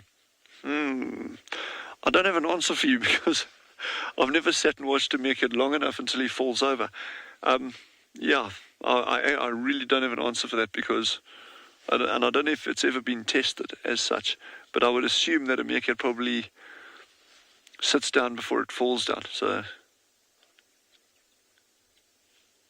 it's adorable little, and you see, that's interesting to see that there's no active animosity between them and the squirrels. It's not like they like trying to evict the squirrels, or the squirrels are getting all upset because they, in fact, I think there's probably a huge advantage to both sides in terms of the added sets of eyes and ears around a burrow like this.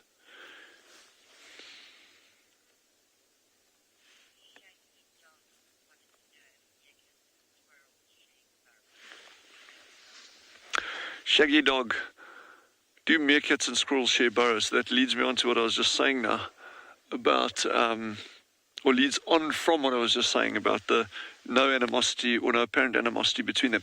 So they'll share the same burrow system, but not the same actual holes at the burrow system. And some of you may recall at the island burrow system, I was saying that the surface area of the burrows was about 256 square meters. That was the whole area. We did a quick area calculation on a GPS with about 35 different burrow entrances. So within that, the squirrels could take over a couple of those, the actual holes, and the meerkats would take over the rest of the holes. But so no, they wouldn't share burrows per se, but they would share burrow systems like they are here now.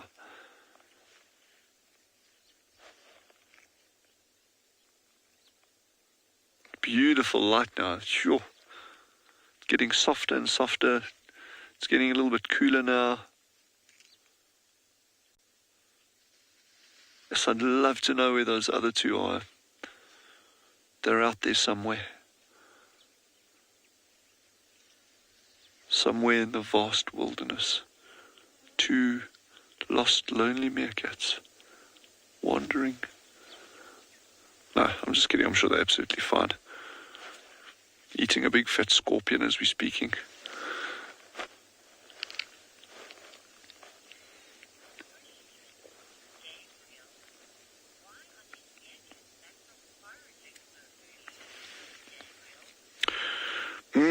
So Gabriel has just asked, why are these meerkats back from foraging so early? So that's $1 million question here, Gabriel, because we assume there was an incident at the old burrow system with honey badger. We don't know what the outcome of that is yet. It's kind of Genre and I are kind of like expecting the worst, but we can't be sure of that. But the fact that they moved down to this burrow system after an incident like that would mean that they would be on high alert. I know to outward appearances, they seem fairly relaxed and going about their normal routine. But remember, they're sitting at the burrows. So if a raptor or predator or anything rocked up, they can be down these burrows in, even that furthest one, maybe 2 seconds tops. So they're obviously going to be a little bit more relaxed around the burrows. But I think, to answer your question, that proximity to the burrows at this time of day is very telling. And earlier I was saying, well, it may have to do with, better quality. There's more vegetation here, so perhaps there may be more prey for them, so they don't have to go that far away from the burrows. But still, even then, it is very early for meerkats to be back at the burrows.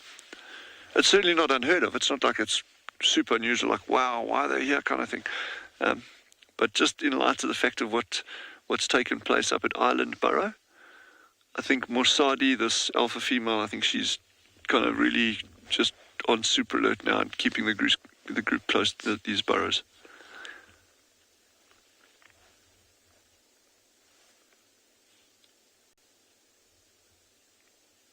Can you zoom out a little bit there, Chandra? Just have a look at this landscape at the end, guys. Just look at this beautiful, to give you some idea of this burrow system and where we're located now. Now, as you've zoomed out there, that far right-hand side, the island burrow is up in that direction.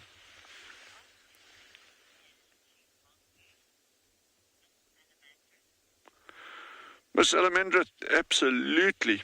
Meerkats are related to mongoose, but there's no interaction between the, like on Tswalu, we've got different kinds of mongoose living here.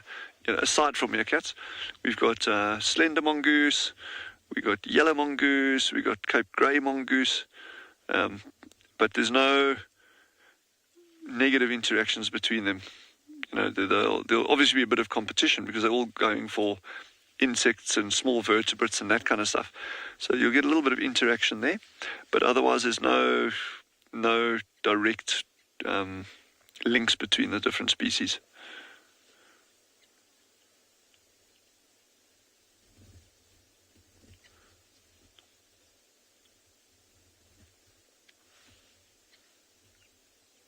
I can hear one calling in the far distance. The mic's probably not going to pick it up, but I can hear one giving little chirping sounds. See that bird on the ground? That's a Kalahari Scrub Robin. So that's just another one of the bird species. He's kind of like hidden, obscured in the grass there. But as these little guys forage and they're digging out things, sometimes they get what they're digging for, other times it actually gets away. And that can actually create opportunities for birds to gobble up whatever they miss. They're coming out on the right-hand side of that bush there. Okay, and so we're going to sit here. So this is fascinating. They've done this a number of times during the day, apparently, where they've come back to the burrows here, and then they've moved away slightly, but not far, foraging, and then they come back. So that backwards and forwards is very, very interesting behavior. Very, very interesting. So we're just going to bide our time here, and we'll sit it out and see what happens. But I think head back to the low felt and see what those lazy cats are up to.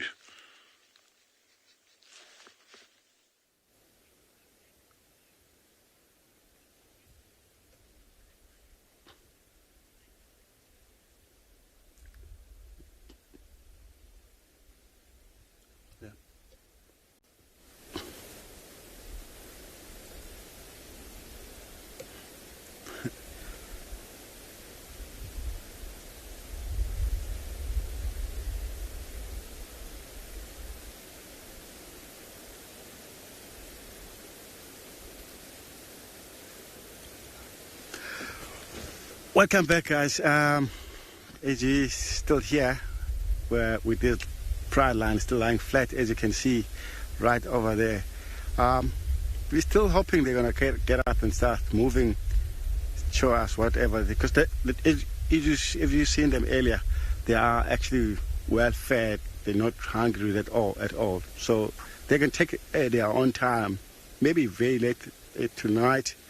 We never know. So we'll just sit and wait for while we still can.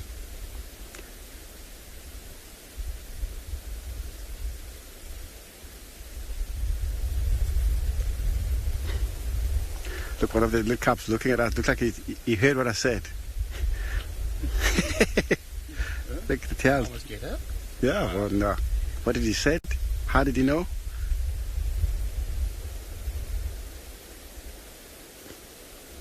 Yeah, it's amazing how all they're pecking at each other, like they're putting the legs on top of each other, even the tails right on top of the other one. Ah, look at the tails just wagging over there. It just looks like a bird flying.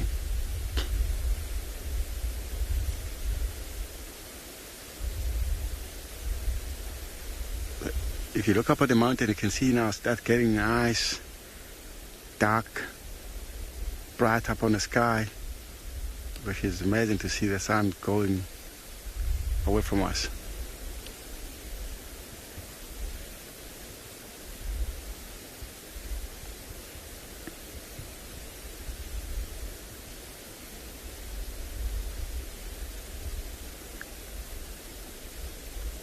Wow, they're panting heavily, some of them.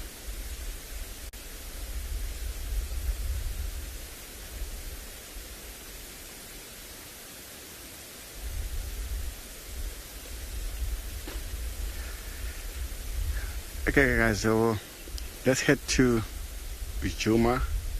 They have giraffe over there. Enjoy that.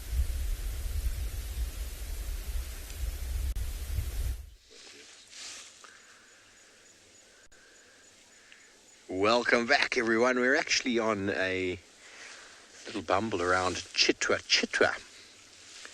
We left the Nkuhumas, started getting a little bit busy there with other vehicles coming to the sighting, so we moved out and we found a wonderful little group of giraffe enjoying the open area here of Chitwa.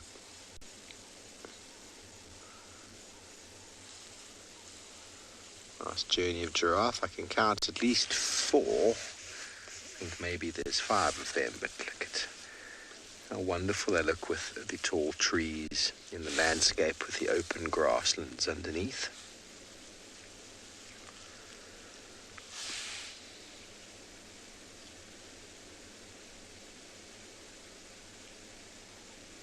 Giraffe for me are a very reliable indicator of a predator because they will just stare at it. Oh, well, that fella's got an itchy head.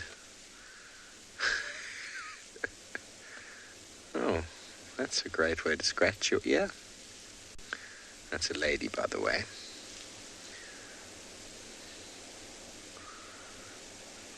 I've seen giraffes scratching their undercarriage with branches and trees, but I've never seen them scratching their face. There's some serious technique involved there.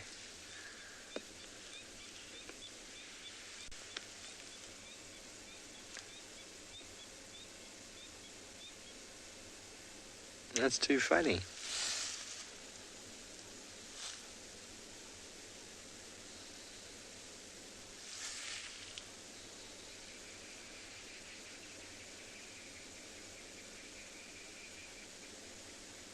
The other side. Oh no. All the way around. Such incredible creatures, the giraffe. I've said this many times before, but if you've ever been to South Africa and you spend some time at the international departures at the airport, you'll notice how many people buy these sort of wooden sculptures of giraffe. They're definitely a favorite. On safari, it's the one animal people really want to see. Everybody talks about the big 5, of course, but where are the giraffe at? Something so spectacular about them. This big boy is busy chewing the cud. You'll notice now, just keep watching him. As soon as he stops chewing, watch the throat.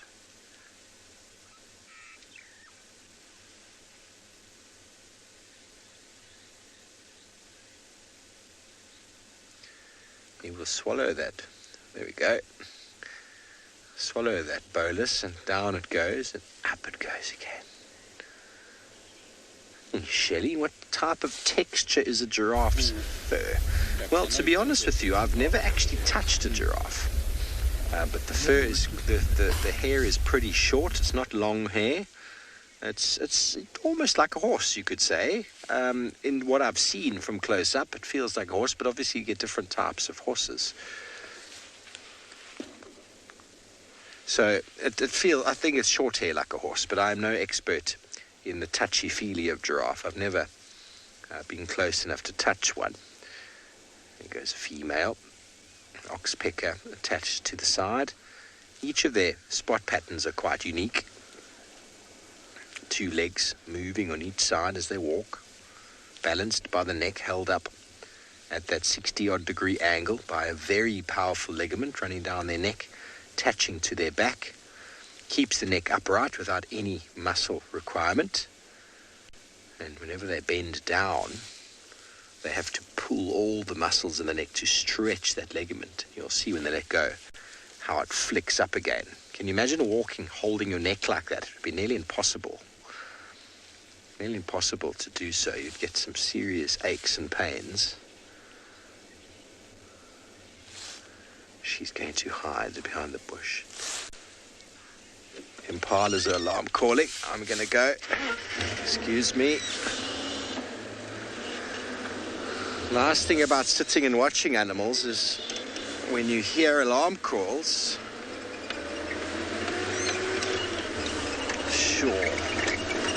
Alarm calls of impala are normally quite reliable, although a lot of these other impala are not looking in that direction. You need to find the ones that are shouting. It's a kind of sound. It's coming from Mike's kitchen, which is where Chitwa Lodge has their bush braais, their bush dinners. Obviously no one's in the lodges at the moment.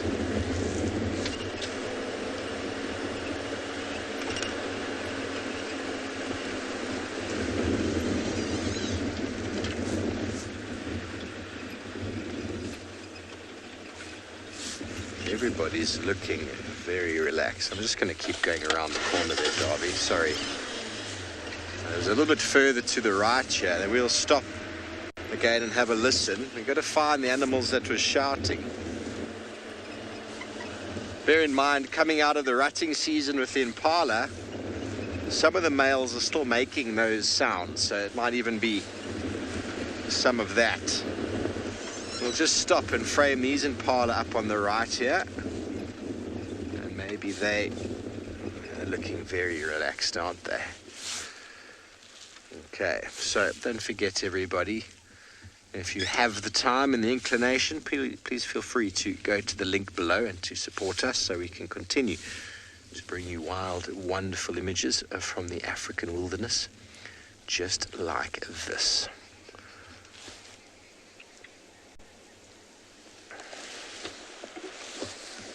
Beautiful winter skies. Okay, we go a little bit further down here. These impala around here are all looking way too relaxed.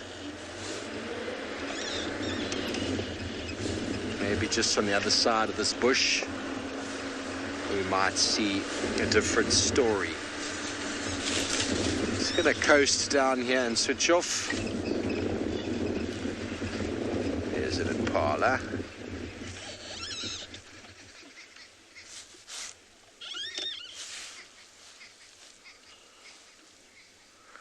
Okay, well, we're going to stick around and see if we can figure out what these animals have been shouting at. In the meantime, over to andBeyond and Ngala with the drooling giraffe.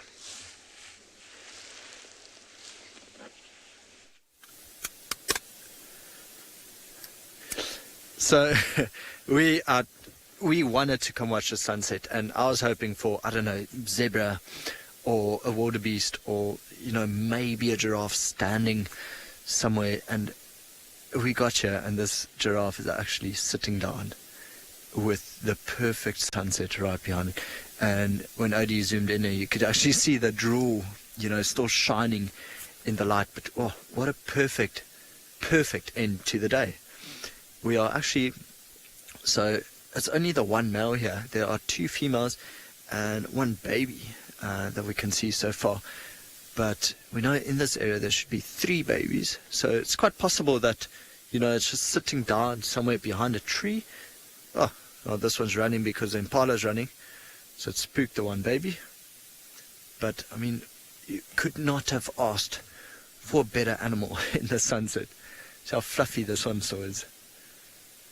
Quite spooked by all the other animals. So the impala's running past it made this one run actually towards us. Quite funny.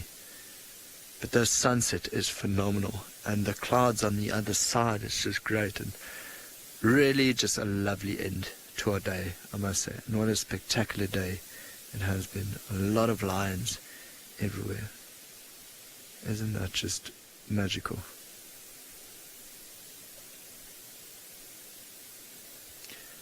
You can see the thick ossicones, definitely a male.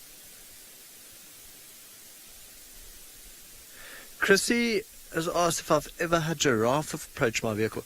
Chrissy, we had one, not aggressively, and the reason it actually came closer is it wanted to chew on a bone that was closer to our vehicle. So it came closer, and it must have been standing 5 meters away. And it really gives you a sense of how huge these animals are. I can tell you now, it's really the one animal. If you drive around and you come across a big male giraffe close to you, you actually do feel like you are in the Jurassic Park. So I've never had one just curiously come up to the vehicle to see what we're up to, but I've had one come close towards us, but with a different goal in mind, being the bone. Quite nice to have this one just resting.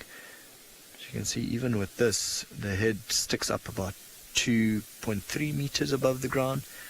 Very large animal. A lot of drool coming out the mouth there. I always say if I had to be an impala or a zebra or something out here, I would try to be best friends with a giraffe. Because even lying down, you can see way further than any of us. So imagine standing up. I don't think they miss anything.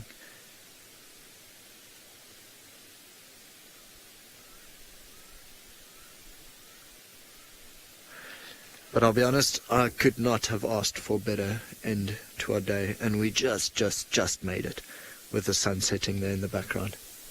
Just moved a lot further north now, coming into winter, just to set over the Drakensberg Mountains. Alrighty, so we're still going to sit here a while, just enjoy the sunset, and I think move on a little bit further. But for now, I'm going to send you to Taylor and the Prrivelands with hyenas on a carcass. Want to talk to me, Rebecca? They're coming to us.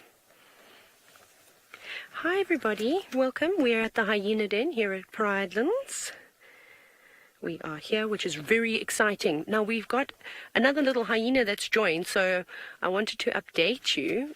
We've now seen 5 cubs in total at the den, which is really awesome. Now they're all slightly different ages, but the smallest one is the one on the top left. You can see just smelling the leaves right now. Now that one can't be much older than 3 months or so, maybe 4 months old. It's still quite dark in color. Here you go. It's just starting to get a little bit fluffy, not wanting to hang around with the other ones. Off it goes back down into the den. But these 3 that we've got out and about are slightly more relaxed and actually approaching the car. Look at this one with dark feet. Oh my gosh, there's actually a whole bunch of hyenas here. Maybe there's going to be more than 5 cubs at this den. And the 2 at the back, the 2 older ones that you can see, they're eating the remains of a warthog. If you look closely, you'll be able to see the tusks. So this looks like the bottom. It looks like maybe the top half of the skull that you can see there, where the tusks come out. So I wonder if no, it's not. It's the bottom jaw. Sorry. I wonder if the adults maybe brought this back, and now they're trying to chew off bits and pieces of meat. But I don't know how much is actually on there. And even though hyenas have got very powerful jaws, these little ones haven't quite got the bite force of an adult just yet. I feel like these cubs that we're looking at are not the same ones that we've been seeing. The other ones were much bigger. So this 1, 2, 3, 4, and then plus the other one that's run into the den, I think are different individuals. Because the ones that we've been seeing quite regularly have been much taller than this. So it's quite fascinating. Perhaps this clan here at Prrivelands is rather large. I mean, we hear enough hyenas at night time, and we see lots of their tracks, and I don't think that there's necessarily 2 or 3 clans around here. I think it's potentially all just one group of hyenas. So this is all very exciting. I've been trying to take some photos as also that we can try and ID and get some good shots, so you can do the same. You can take your screenshots. Remember to hashtag WildEarth so we can all see them if you are going to be using Twitter and those kinds of things.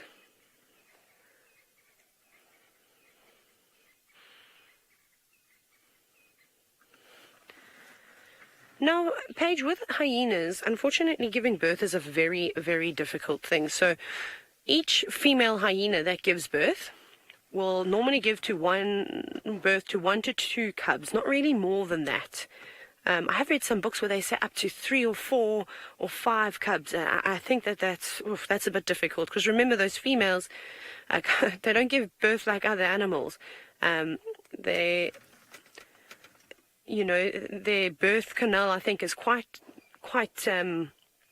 difficult. So if you just look at these hyenas' hips, essentially, there's a bit of an angular part that they've got to get pushed out, and then that's not the most difficult part of it. They then have to get pushed out a small tube, which is the elongated clitoris.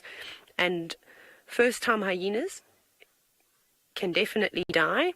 They could have a breech birth.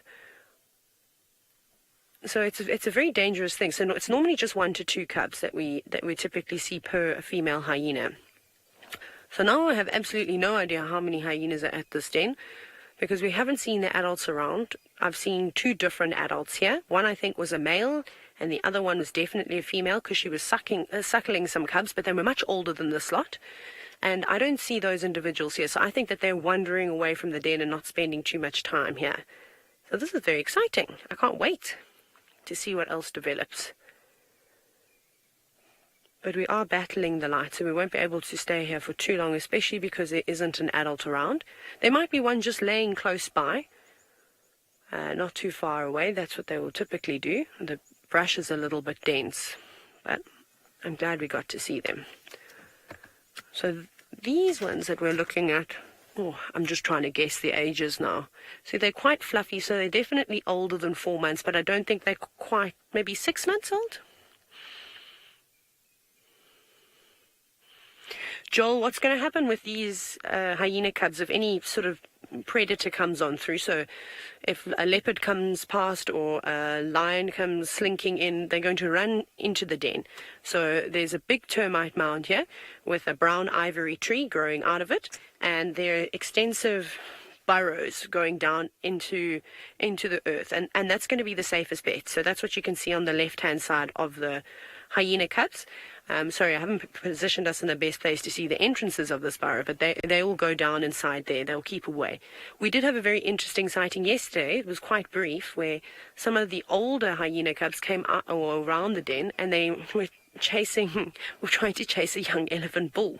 The tables turned, of course, and there was a big trumpet, and the elephant said, "I'm not having any of this," and they all just darted straight back up to the tree and down into those burrows. So that's typically what they would do. They wouldn't risk or be able to defend one another from any kind of predator. Not wanting to share. Taking its souvenir off into the distance. Thank you for eating it where we can see you. The one on the right doesn't look like too chuffed. He's just taken my toy away.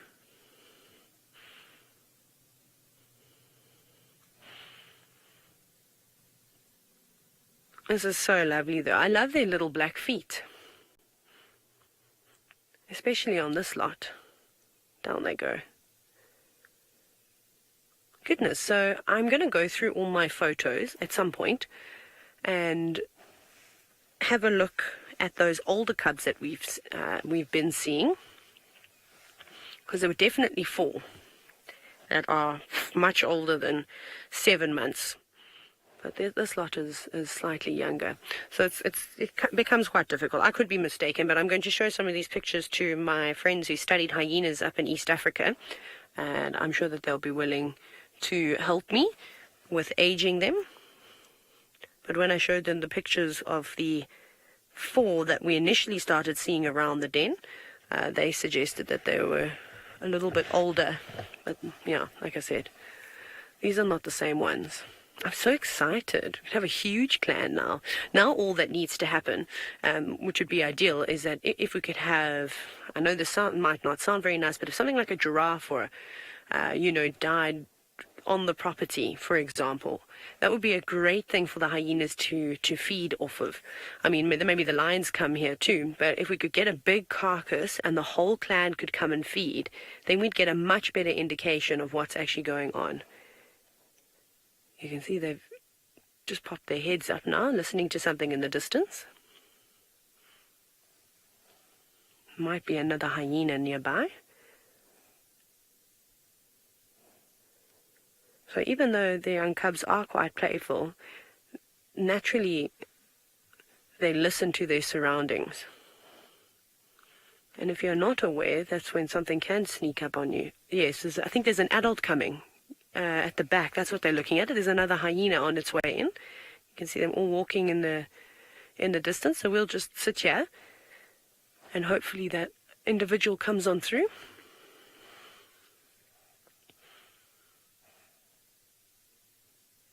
It's all very quiet this evening, though. It's just taking its time. The other hyena at the back. Can you see it just coming through now? So where that one is, there is a bush willow tree to the right. You see at the back. To the right a little bit, and you'll see it coming through. Listen to the sounds now.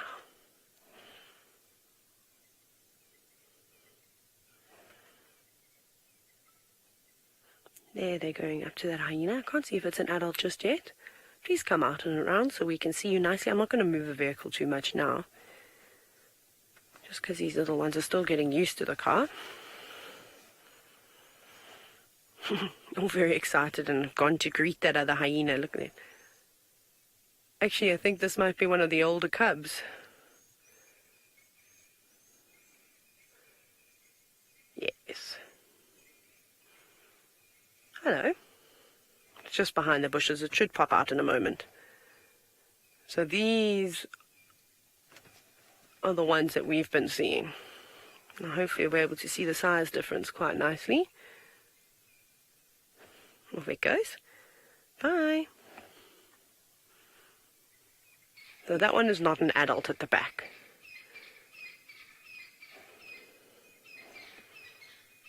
Very excited. That's the typical way that hyenas say hello. You can see how curious all those youngsters are. So that hyena at the back there is one of the older cubs that we've been seeing, that we were saying is maybe older than 8 or 9 months old. Slightly older than that. Wonderful, but I think we're going to say goodbye to the hyenas, but we'll be back here tomorrow morning, first thing. I'm going to send you to Tswalu, and they are gazing out at the sun.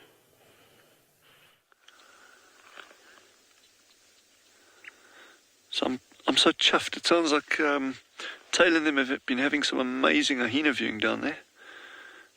So what's happened here, and again unusually so, the whole group is here. They left foraging, and now they're coming back again. So we're not going to move. We're just going to sit here and see what happens. I really think this alpha female Musadi, I think she's trying to find out where the rest of her group is, or that there's at least 2 missing. Look at them coming into that light. Oh my word, that is beautiful.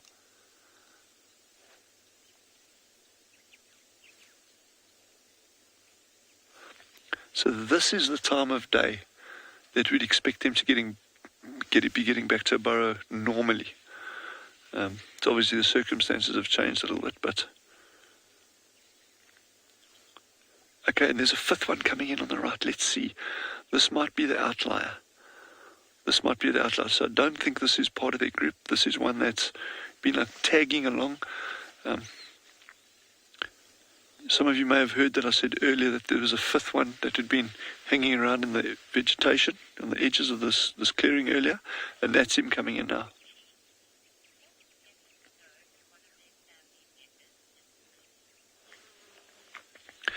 Cheek, great question. How do meerkats know if one of their group members is missing? Well, I think it would be pretty much the same as us. I mean, you get to recognize people, and also with them. I mean, smell is a very, very, very important thing. So, but to some that question would sound dead obvious. Well, it's obvious how they know someone's missing. But I think there's a deeper thing there, because that kind of leads on to cognizance in animals, and how do they perceive other beings? I mean, in other words, not just meerkats, but how do they perceive us sitting at the burrow, a springbuck walking past? Do they recognize it? Oh, there's an antelope. And do they recognize individuals? That little outlier meerkat coming in now, do they recognize him and say, well, okay, yeah, he's a meerkat, we know, but we know him, he's from that group. So it's actually a very good question that, how do they know one of their groups missing? So it'll obviously be actual physical, visual recognition. There'll be a scent thing involved there as well. So this little one coming in, this is going to be very interesting, is we've just seen Musadi and her group go down us. It's unlikely that they'll come out. They might pop out very, very briefly and go back. But they've pretty much gone to bed for the night now, so I'm glad we have that. So this lone one that's coming in now, he obviously doesn't want to spend time by himself. So he's going to probably, if he doesn't go into the same burrow, which I doubt whether he will, he'll probably go down into one of these burrows very, very close by. At least he's got the security of a big burrow system over here. There's multiple entrances. There's some ground squirrels sleeping there. There's other meerkats around. So this is really... You see, immediately that one came out, he ran off. did that look like a pug? So there's a funny little meerkat that rocked up the other day that we've nicknamed Pug or Pugly. We don't know where he's from or what group he's from, but he's now sitting there in the distance, so I'll have to have a closer look. We asked Rebecca, the meerkat habitué, about where he's from, because remember, we've got so many different meerkat clans here. I mean, and we only keep a close eye on a very small number of them, 3 to be exact. So there's hundreds and hundreds of other meerkat colonies, and you get little animals dispersing all the time. So shame on it, but I feel for those little ones. It's a big world to be in by yourself.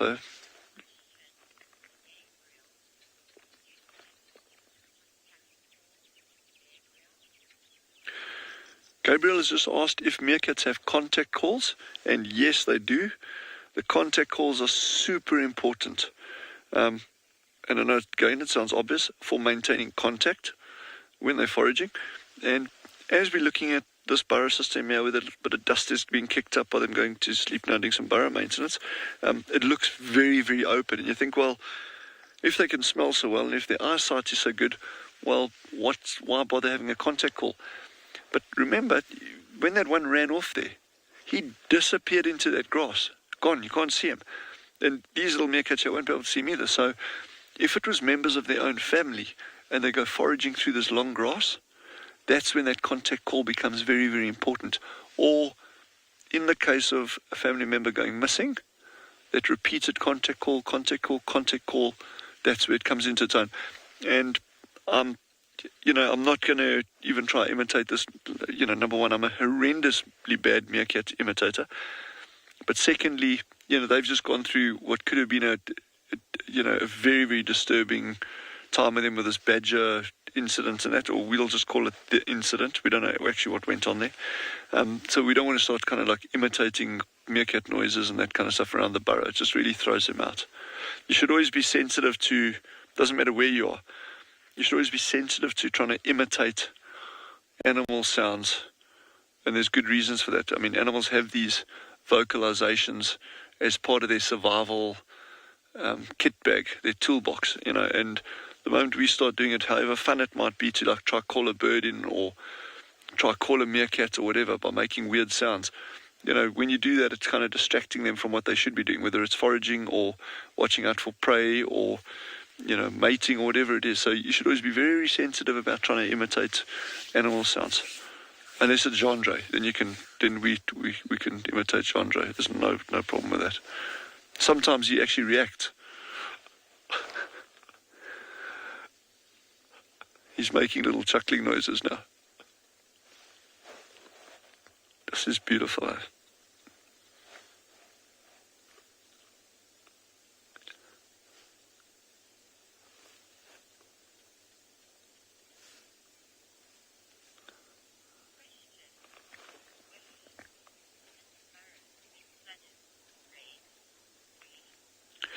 Willie, I'm so pleased. We're getting asked such good questions this afternoon. So that's another interesting point, and a very valid one. Willie has just asked, can these burrows get flooded with water? Yes and no. That burrow system called Island Burrow that we were at, remember it was kind of in that very soft sand. You got a nice idea of that over the past week that we spent up there. And what that means is any rain falling on there. Okay, we get very low rainfall here, very, very low rainfall, but the area is prone to getting very heavy rain. So although our rainfall average is about 300 millimeters of rain per year, you can get a shower of rain of 100 millimeters overnight, or even in a couple of hours. So those burrows can flood, but the water drains away exceptionally quickly. These burrows here, it's not too bad. They're on a slight mound over here, but you get some burrows that are in the valley bottoms where there's a higher clay content. So what happens with that clay content, it actually traps the water and it doesn't drain away very fast. And those burrows will be a lot more prone to flooding than these ones. We've got the most gorgeous little animal that lives here, and we would be extremely lucky to see it, called the Damaraland mole rat. It looks like a little mole, this beautiful grey animal about half the length of your hand, and they've all got a little white patch on their head, so you can actually identify individuals by the shape of the white patch. Anyway, long story short, they live their entire life underground, and normally the only time we see them is during the summer months if we've had heavy rain and their burrows get flooded. Then you get these little individuals cruising around, but you normally find that's also related to dispersal. So as they start dispersing, because the colonies are all very closely related, individuals within a colony, and when in the summer months when it rains, then you get these the males and that dispersing out of their colonies, and then you find them above ground. So in a nutshell, your burrow flooding in this environment with this deep sand is not a huge problem.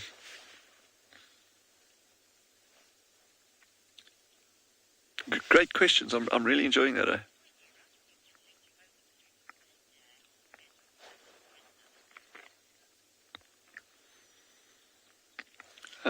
We're just going to sit here and enjoy another tough African sunset, and in the meantime head back to Phinda.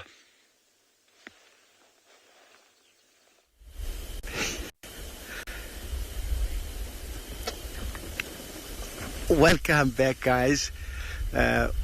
We are still with this pride of lion. As you can see now, I'm actually using my spotlight to see if we can get a better view. As you can see now, already in this place it's very, very dark. So we were still hoping they'll get up and show us where they left the carcass, because they behave what they did. It's shown us that it must be left something where they came from, because they're going, looks like they were on their way back again. Suddenly they decided to lie down here, trying to confusing us, let us to give up from them. So let's hope enjoy, guys. We'll just wait and see what's going to happen. Never say never.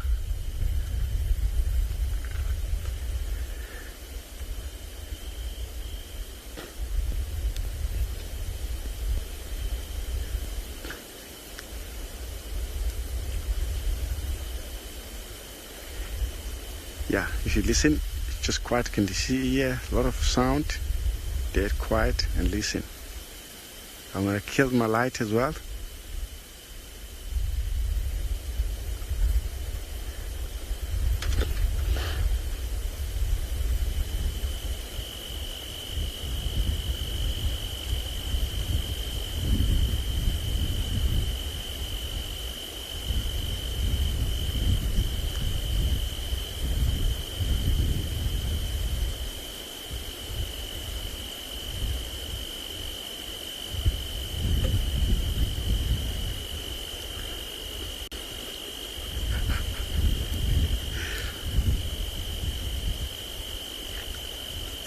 How amazing if you look on top of this mountain with it dead quiet as well.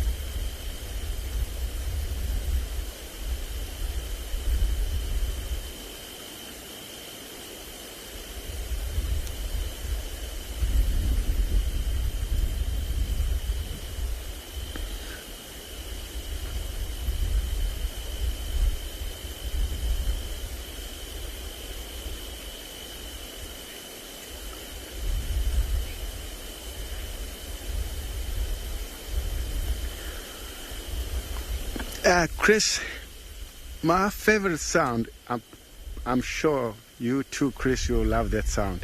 If you could be able to hear that a male lion roar overnight. That's the amazing call. Everyone, I'm sure everyone will love that sound. This is my best call in the bush. I quite like the fiery night shot. Oh yeah, that's so cool. Different sound.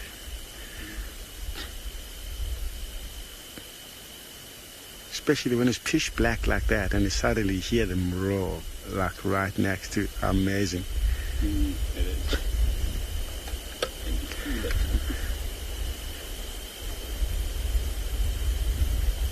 here. Let me shine and see what they... Oh, see, they're all up now. Look, one starts sneezing and it's all suddenly all gets up, back again. Remember earlier on I said if something moves, as you can see, they're all lying on this grass. If any movement, they all wake up all at the same time, like you won't believe it. Took one of them, they're going back again. It must be tail of one of them. So could be any or like rats, something. Not too sure, but they look like they come relax again.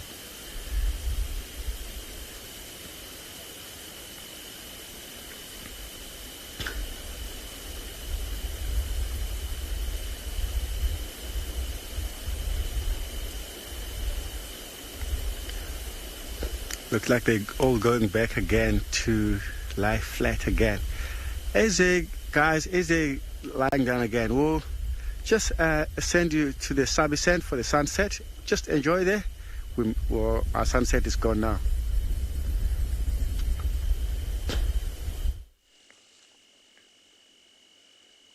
Welcome back, everybody.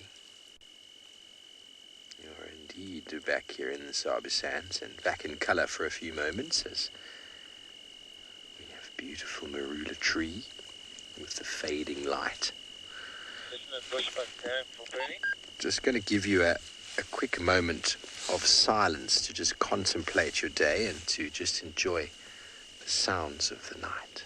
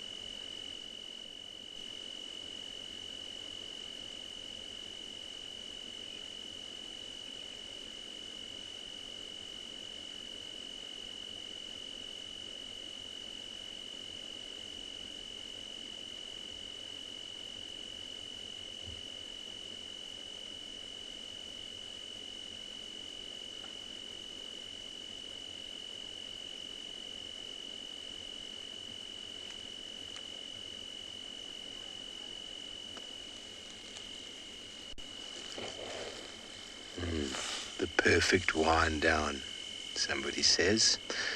Indeed, indeed. Well, from our glorious sunset, let's send you over to Tswalu Kalahari, who's still got some active residents.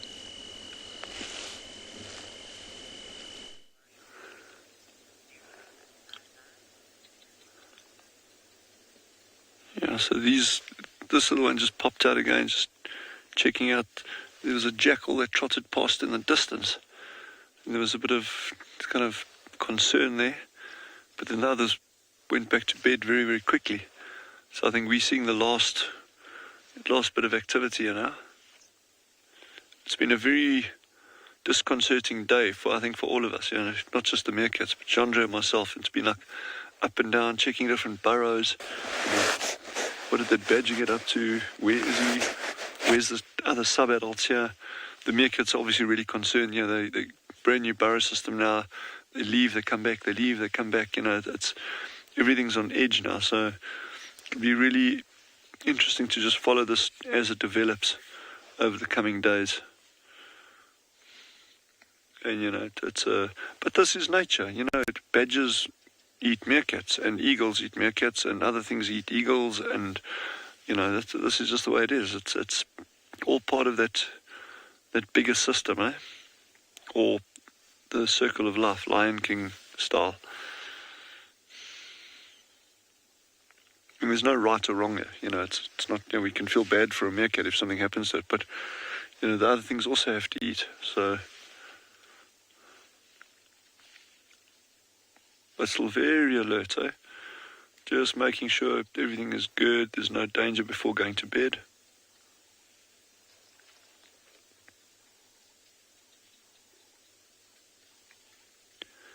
And you never know, maybe we're in for a good surprise. Like I say, we'll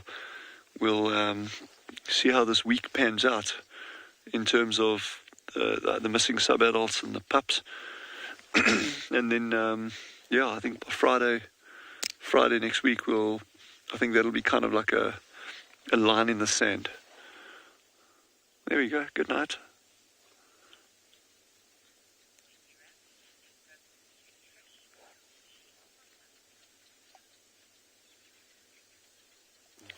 Yeah, so we're going to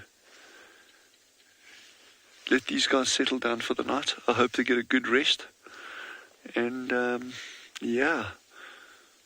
we're going to head over to Trish, who's busy spotlighting, see what they can find.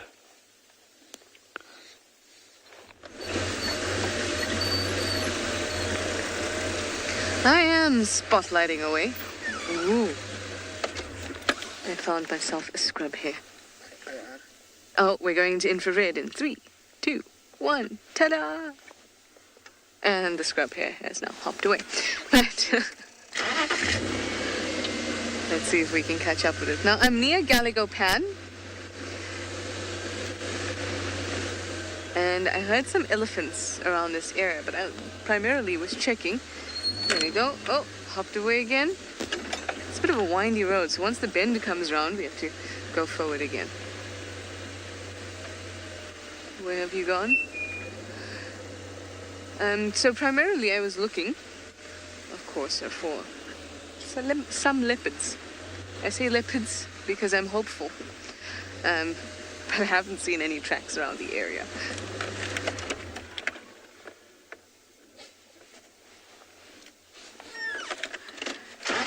This scrub hair is playing hard to get with me. There was a time where I used to prioritize scrub hairs towards the end of the night. And obviously,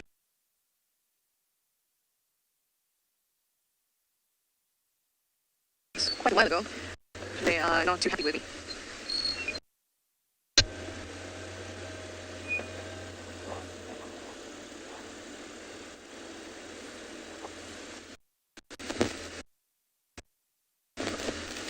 There you're back.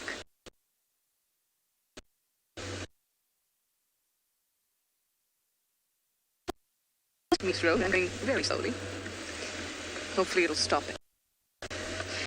Now, oh, hello. There's a Ngala bull right here. I'm just going to switch off.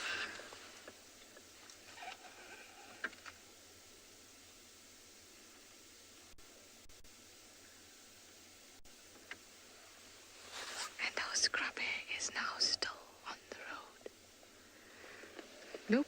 No, just as soon as I start speaking, could go. I heard something in the distance. I'm just going to wait a moment.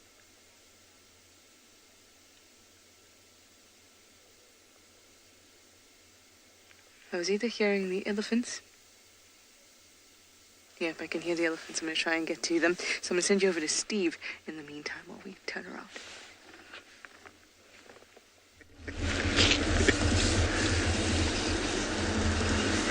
Thanks, Trish. Hope you get to your elephants. Where are they? We heard a branch breaking in our moment of silence there. An elephant probably smashing a tree down. But, you know, elephant viewing at night is not always easy, especially they don't do lights in elephants. It's a big no-no. But with infrared, it can work quite nicely if they're out in the open. Mainly for me, I like elephants at night for just switching off a car and listening to them feeding, listening to do their stuff, not really to even see them. I've done that many times as a guide with guests. Get in amongst the breeding herd and you hear them rumbling and all the noises that they make. It can be very special. Very, very special. But we're slowly making our way back. You never know what we might find along this route. This is the sort of area Tundi's been spending a lot of her time in. So there might be opportunity to just bump her on the road. Obviously, there would be no viewing of her cub after dark, so I doubt she would be moving her cub after dark. It's possible. It's somewhere just over here. Those are the last tracks were. But the dual purpose of driving here now, because I'm going to know I've driven here. Now, I'm looking for tracks at the same time, and there's none at the moment. But if I come here in the morning and I find tracks, well then, we can work out a time frame. A lot of people ask, how can you tell how fresh tracks are? Well, it's difficult. But if you know for a fact that you drove here at 6, what's the time? At 5:52, and I find tracks tomorrow at 6:32, then at least I know that those tracks happened between those times. I might not know exactly the time, but they'll be on top of mine, which means it was last night. And then you can gauge it by looking at other activity. Hippos, for example, are quite late night walkers. Civets and jennets also quite late night. So if the track of the leopard is on top of those, then you can assume that the leopard was walking quite early in the morning. These are sort of tricks that you go for and work with. Some nocturnal bird tracks as well. Obviously, we're getting out just with the sunrise, so if we find those tracks disturbed or on top of those of diurnal birds, such as doves, you can start gauging and getting a more accurate sort of idea. All of these things take time and practice to get ingrained, and eventually, I mean, being here at WildEarth in my time, we've been forced to track on our own, so definitely developed a very, very efficient tracking ability. When you're guiding, you learn to track, but if you've got a tracker, the tracker generally does most of that, so you do a lot of the talking and the hosting.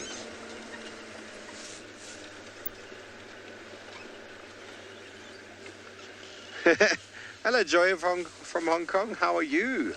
You want to know about the mating leopard triangle? Any news? Well, neither Tristan or myself went there this morning, but the guys that we know in that area went looking for them and they couldn't find them. They weren't on Simbambili anyway. They crossed out of Simbambili and they couldn't find them. So we met up with one of the guys as well earlier, and he was quite disappointed because he didn't get to see them. But they'll turn up. The mating sort of ritual goes on for minimum 3 days. And we could probably say yesterday was not a full day, but day 1. So today being day 2, we've got tomorrow, and then there's probably another day in it, depending on how those 2 or how those 3 behave. Okay, very good. Well, we're going to get through this little dip, and we're going to send you over to Trishala, who's caught up with her elephants.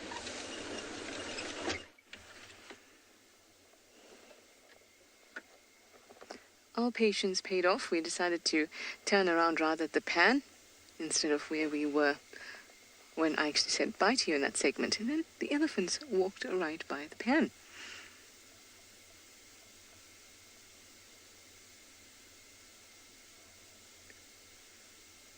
Their footsteps are so soft.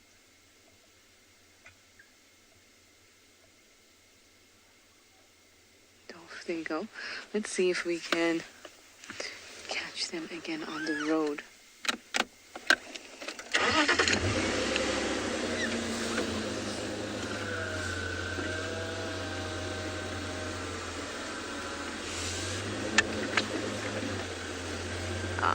Looks like they've dipped into, there's a drainage just down here.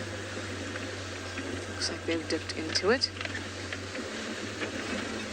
Elephants at night is quite special because you can see them with the IR light, but I can't. So I can just hear them and I can see on my monitor. But that's it. So it's quite a special thing.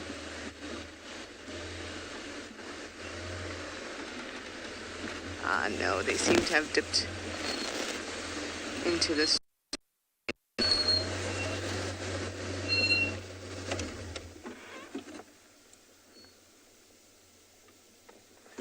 They sound like they might be moving towards Vuyatela Dam.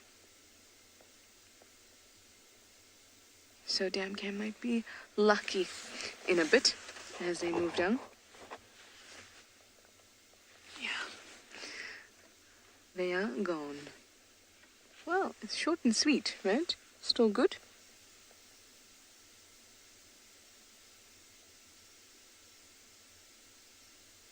Just listening out if I can hear anything, but nothing just yet.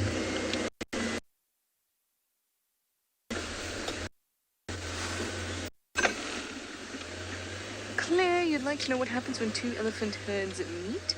Well, generally in an area, elephant herds are related somewhat. And because their communication can travel such far distances, they can communicate with family members over large distances, and they have massive home ranges. Now that's an important word because home range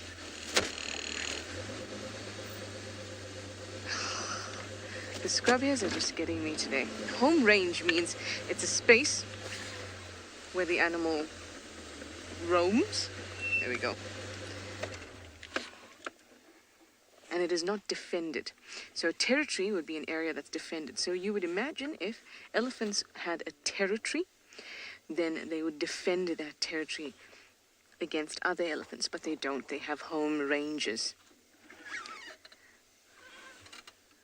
Can you see that little scrub hair there? So since they don't have territories that they'll defend, when different herds come together or they meet, they don't clash. They don't feel the need to fight because they're not territorial. I'm hoping we can get a final glimpse of either our scrubby friend who has just bolted over there. Well, what we do have is a nice view of the Southern Cross. And I believe that there is the moon rising at, what time did they say, BK? Sometime tonight, 6 something. There'll be a beautiful moonrise. Anyway, guys, I hope that you have enjoyed our time today, this afternoon. Thanks for your questions and your comments. We'll see you in the morning. Bye for now.